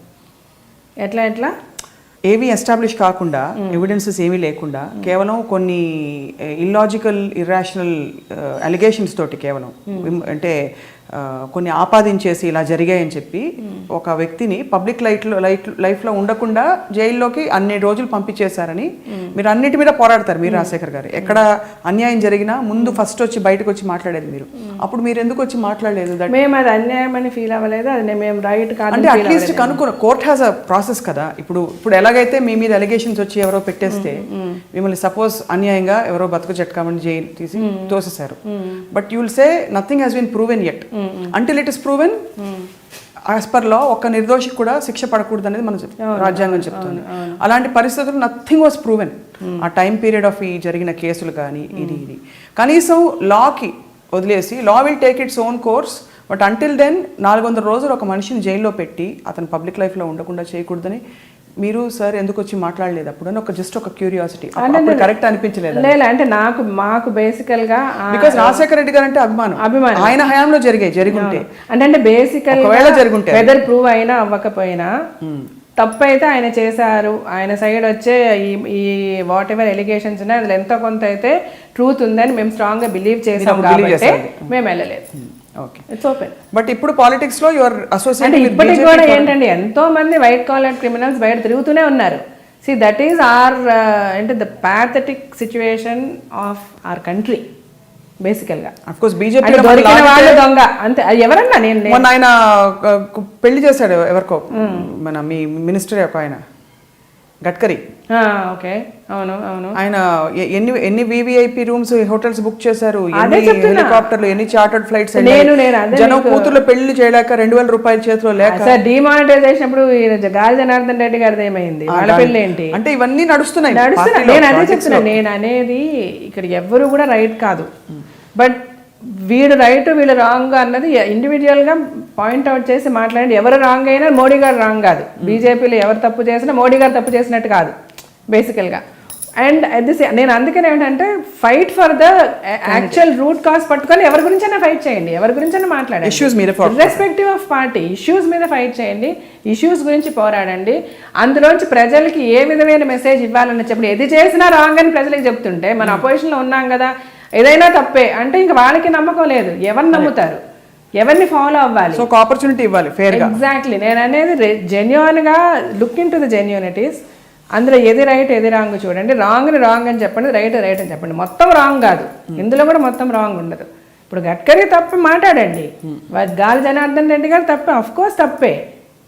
అంతంత డబ్బులు ఎక్కడి నుంచి వచ్చాయి, ఆ పెళ్ళేంటి, 6,000 రూపాయలు రోడ్డు మీద జనాలకు తినడానికి తిండి లేదు. సో వీటన్నిటికీ ఒక సిస్టమైజ్ చేసి ఎట్లాగా ప్రజల్ని ఎలా కాపాడగలమని ఆలోచించండి, ఇవన్నీ చెప్పండి. దాని గురించి అందరూ ఓపెన్. మీరు బికాజ్ బీజేపీ మోడీ గారు కాబట్టి బీజేపీలో ఉన్న వాళ్ళు అందరూ రైట్ చేశారంటే నేను అదే చెప్తున్నాను. ప్రజలు ఎప్పుడైతే కళ్ళు తెరుచుకొని పార్టీని చూసి ఓట్ చేయడం మానేసి మనుషులను చూసి ఓట్ చేస్తారో అప్పుడు బాగుపడతారు. డెఫినెట్గా మీరు యాక్టివ్గా బరిలో కంటెస్ట్ చేస్తారని మేము ఎదురు చూస్తున్నాం. నేను చెప్పాను, నాకు పాలిటిక్స్ యాక్చువల్గా పాలిటిక్స్కి వెళ్తే మనము మంచి చేయొచ్చు, మనకు ఒక మంచి ప్లాట్ఫామ్ దొరుకుతుంది అని వెళ్ళిన మాట దానికి అది వాస్తవమే. బట్ నేను అదే చెప్పాను కదా, మనం ఎంత చేయగలం అన్నది it's a big question mark. దానికి మనం ఇండిపెండెంట్గా ఉండి మనం ఏమన్నా చేసుకుంటే బెటర్గా అట్లీస్ట్ ఒక సర్టన్ సెక్షన్ కన్నా మనం చేయగలమేమో మంచిది. ఎందుకంటే ఒక గ్రూప్లోకి వెళ్ళేసరికి అంత గ్రూప్ డెసిషన్స్, గ్రూప్ అనాలిసిస్, దానికి 100 ఈక్వేషన్స్. నువ్వు ఓపెన్గా ఇప్పుడు నేను ఫ్రీగా ఉన్నాను అనుకో, నేను ఓపెన్గా పవన్ కళ్యాణ్ గారి గురించి మాట్లాడతా, చిరంజీవి గారి గురించి మాట్లాడతా, ఇంకొకరి గురించి అమితాబ్ బచ్చన్ గారి గురించి మాట్లాడతాను, ఇంకెవరి గురించి అన్నా మాట్లాడతా. Because I mean A democratic country. అదే నేను ఒక పార్టీలోకి వెళ్ళిపోతే అయ్యో మీరు వాళ్ళ గురించి ఇట్లా అనకండి, వీళ్ళ గురించి ఇలా అనకండి, వాళ్ళ గురించి అలా అనకండి, ఇన్ని రెస్ట్రిక్షన్స్, ఇది మంచి చేయాలన్నా కూడా ఈ మంచి చేస్తే దీనికి వెనకింత ఇలా 100 మనకి ఆంక్షలు, కండిషన్స్, క్లాజెస్, దేనికి సరైన చాలా వీటికి సరైన ఎక్స్ప్లెనేషన్స్ ఉండవు. You can never be satisfied with what they say. ఇవన్నీ ఎందుకు, దానికి మన మీద మనకు తోచింది మనం మంచి చేస్తూ వెళ్ళిపోతుంటే బెటర్ కదా. జీవిత సూత్రం అంటారు. అవును, బట్ డెఫినెట్గా ప్రతి ఒక్కరికి ఎంతో కొంత హెల్ప్ ద అదర్, పక్కవాడికి సహాయం చెయ్యాలి అన్న థాట్ అయితే మటుకు ప్రతి ఒక్కళ్ళు రావాలండి. అది 1000 రూపాయలు సంపాదించనివ్వండి, 10,000 సంపాదించనివ్వండి, 10 కోట్లు అవనివ్వండి. ఒక లెవెల్కి తర్వాత నీకు ఉండటానికి ఇల్లు, కట్టుకోవడానికి బట్టలు, కావాల్సిన కార్లు ఇవన్నీ ఉన్న తర్వాత కూడా డబ్బులు ఎందుకు దాచుకుంటారు లాకర్లో? బయట ఎంతమంది కష్టపడుతున్నారు, మీరు ఏం చేస్తారు? సడన్గా పోతారు. అవి ఎక్కడుండే లాకర్లు అక్కడ ఉండిపోతే తర్వాత ఏమైంది ఎవరికి తెలియదు ఆ డబ్బులు. దానికి మీరు ఉన్నప్పుడు 10 మందికి హెల్ప్ చేస్తే, ఎందుకంటే చాలామంది నీడీ ఉన్నారు, కనీసం కట్టుకోవడానికి బట్టలు తినలేని వాళ్ళు ఎంతోమంది ఉన్నారు. వాళ్ళందరికీ ఏదైనా చెయ్యండి. ఇప్పుడు మొన్న ఈ డిమానిటైజేషన్ వచ్చినప్పుడు మీరు చెప్పండి, అసలు ప్రజలే కదా పెద్ద కల్ప్రిట్స్. ఎంతమంది కమిషన్లు, ఏమండి మీ దగ్గర ఓల్డ్ మనీ ఉందా, ఇదిగో 25% కమిషన్, కొత్త నోట్లు ఇస్తాము. ఇది ప్రజలు చేసిన పని. మీరు ఎంత మార్చాల్సి వచ్చిందా? కొంత మా దగ్గర ఉంటాయి కదా, మా దగ్గర అంటే మామూలు అమౌంట్స్ ఉంటాయి కదా. ఐ డోంట్ మీన్ ఇది అంటే వెరీ నార్మల్ అమౌంట్స్ ఉంది, అది బ్యాంక్ లో వేసేసాం కదా. ఇప్పుడంతా కార్డే, 100 rupees 200 rupees also card. I'm feeling it very comfortable. రాదు నాకు నిజంగా చాలా బాగా అనిపిస్తుంది. ఇప్పుడు ఈజీగా ఉంది. అది డబ్బులు ఎంత వచ్చాయి, చిల్లర ఏంటి, 5 పైసలు 10 పైసలు ఇవన్నీ చేరకుండా ఇట్స్ నైస్. సో బేసికల్గా పెద్ద కల్పిట్స్ మన జనమే కదండి, వాళ్ళే కదా. ఇప్పుడు బ్లాక్ మనీ దాచుకోగలిగాడు ఎవడన్నా అంటే, మార్చుకోగలిగారంటే ఎవరు హెల్ప్ చేశారు? అల్టిమేట్లీ ఈ ప్రజలే చేశారు. అంటే జన్ధన్ అని మన మోదీ గారు అకౌంట్స్ ఓపెన్ చేయించింది దీనికి వాడుకున్నారు. మీ మంచి కోసం అని చేస్తే మీరు వాడుకున్నారు. అంటే మీరు అల్టిమేట్లీ మీరు you are the biggest losers అని మీరు అర్థం చేసుకోవట్లే. సో మీరు అన్నారు చూసారు, అవి ఆడవాళ్ళకి ఈక్వాలిటీ రావాలి, ఆడవాళ్ళు ధైర్యంగా తిరగాలంటే ఏంటంటే ఆడవాళ్లే చేసుకోవాలన్నాను కదా. అలాగే ఈ ప్రజలు బాగుపడాలంటే కూడా ప్రజలే ముందు చాలా చేసుకోవాల్సి ఉందండి. వాళ్ళు చాలా రెక్టిఫై అవ్వాలి వాళ్ళల్లో. అట్లీస్ట్ ఈ సెలబ్రిటీస్ అనే వాళ్ళందరూ కూడా ఏదో ఒక ప్రోడక్ట్కి అడ్వర్టైజ్మెంట్ ఇచ్చి మనకి ఇన్ని లక్షలు వస్తున్నాయి, ఇన్ని కోట్లు వస్తున్నాయి, ఆ ప్రోడక్ట్ మంచి చేస్తుందో చెడు చేస్తుందో కూడా తెలియకుండా ఆ ప్రోడక్ట్కి అడ్వర్టైజ్మెంట్ ఇచ్చే బదులు ఇలాగా కొంచెం టైం స్పెండ్ చేసి ప్రజల్ని ఎడ్యుకేట్ చేయడానికి ట్రై చేస్తే వాళ్ళ జీవితాలు, అంటే వాళ్ళలో మార్పు వచ్చి వాళ్ళు కొంచెం ఎడ్యుకేట్ అయితే తప్ప వాళ్ళ జీవితాలు అయితే బాగుపడవు. వాళ్ళు బాగుపడాలి, అప్పుడు కానీ మన దేశం బాగుపడదు. సో బేసికల్గా ఈ సెలబ్రిటీస్ కూడా నేను అంటూ ఉంటా, ఈ ప్రోడక్ట్స్ కి కోకో కోలాలు పెప్సీలకి యాడ్స్ ఇచ్చే మేమే చేయమని చెప్తాం. రాజశేఖర్ గారు ఏదన్నా ఒక ప్రోడక్ట్ గురించి ఆయన మాట్లాడాలంటే అది మంచిగా చెడా, దానివల్ల ఏం వస్తుంది అన్ని కనుక్కొని కానీ ఆయన చేయరు. రోడ్డు క్రాస్ చేసినప్పుడు సైన్స్. సో అందుకని ఎప్పుడు కూడా ఆయన యాడ్స్ ఇవ్వలేదు దేనికి కూడా. బేసికల్గా చాలా మరి కొన్ని చాలా అన్యాయం అండి సెలబ్రిటీస్ ఇచ్చే యాడ్స్. అవి చాలా భయంకరమైన విషయాలు, పాపం వాళ్ళని ఫాలో చేసి చాలామంది వాడడం జరుగుతుంది. దానివల్ల ఇప్పుడు ఈ ఫేర్నెస్ క్రీమ్స్ మెయిన్గా అందరూ ఏంటి, ఒకరోజు ఫేర్ అయితే రెండో రోజు మచ్చలు, పిగ్మెంటేషన్లు అంతా స్టెరాయిడ్సే కదా. సో అది ఎవరు చెప్పరు, ఎవరు చేయరు, మనం కూడా యాడ్ ఇచ్చేస్తాం. ఆ హీరోయిన్ ఇచ్చింది, ఆ హీరో ఇచ్చాడని ప్రజలు గుడ్డిగా ఫాలో అయిపోతారు. సో నాకు అదొకటి అనిపిస్తుంది, ఎప్పుడు సెలబ్రిటీస్ చెప్పాలి మనం చాలా డబ్బులు సంపాదించుకోవాలి అంటే, అన్లెస్ అండ్ అంటిల్ చాలా పెద్ద పొజిషన్లో కోట్లు తీసుకునే సెలబ్రిటీ అయితే తప్ప వాళ్ళు యాడ్కి పెట్టుకోరు. అంత డబ్బులు సంపాదించినప్పుడు యాడ్ డబ్బులు దేనికి మనకి? అది ఇచ్చేది ఏదో కాస్త మంచి ప్రోడక్ట్కి ఇచ్చినా పర్వాలే, లేదా జనాలకు ఉపయోగపడే స్పీచ్ ఏదైనా ఇచ్చినా పర్వాలే, ఏదైనా యాడ్ ఇచ్చినా పర్వాలే, జనాలు ఎడ్యుకేట్ చేయడానికి. అది కూడా కొంచెం చేస్తే బాగుంటుంది. మీరు ఒక స్టేట్మెంట్ ఇచ్చారు ఒక టైంలో కదా, ఇచ్చారు, ఏది వదలలేదు. But it is really wonderful ఇవాళ connecting with you, talking to you, and so much. అసలు మీకు లైఫ్ నేరుగా కూర్చుని పక్కన నేర్పించింది మీకు అన్ని ప్రతిదీ. అది మటుకు yes, I feel only I learn from my life. It's very inspiring to see the strength in you.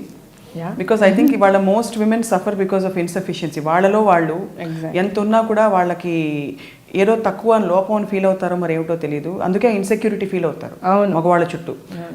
ఎక్కడ మీరు అన్నారు చూడండి, పోతే పోయాడు మళ్ళీ తిరిగి తిరిగి ఇక్కడికే వస్తాడనే యాటిట్యూడ్ ఎప్పుడైతే కల్టివేట్ చేసుకుంటుందో ఒక మహిళ. ఇప్పుడు జయలలిత గారు ఒక ఎగ్జాంపుల్ అండి. అలాంటి జీవితాలు ఎన్ని ఉంటాయండి మనకి మన దేశంలోనే, 5ో 10ో.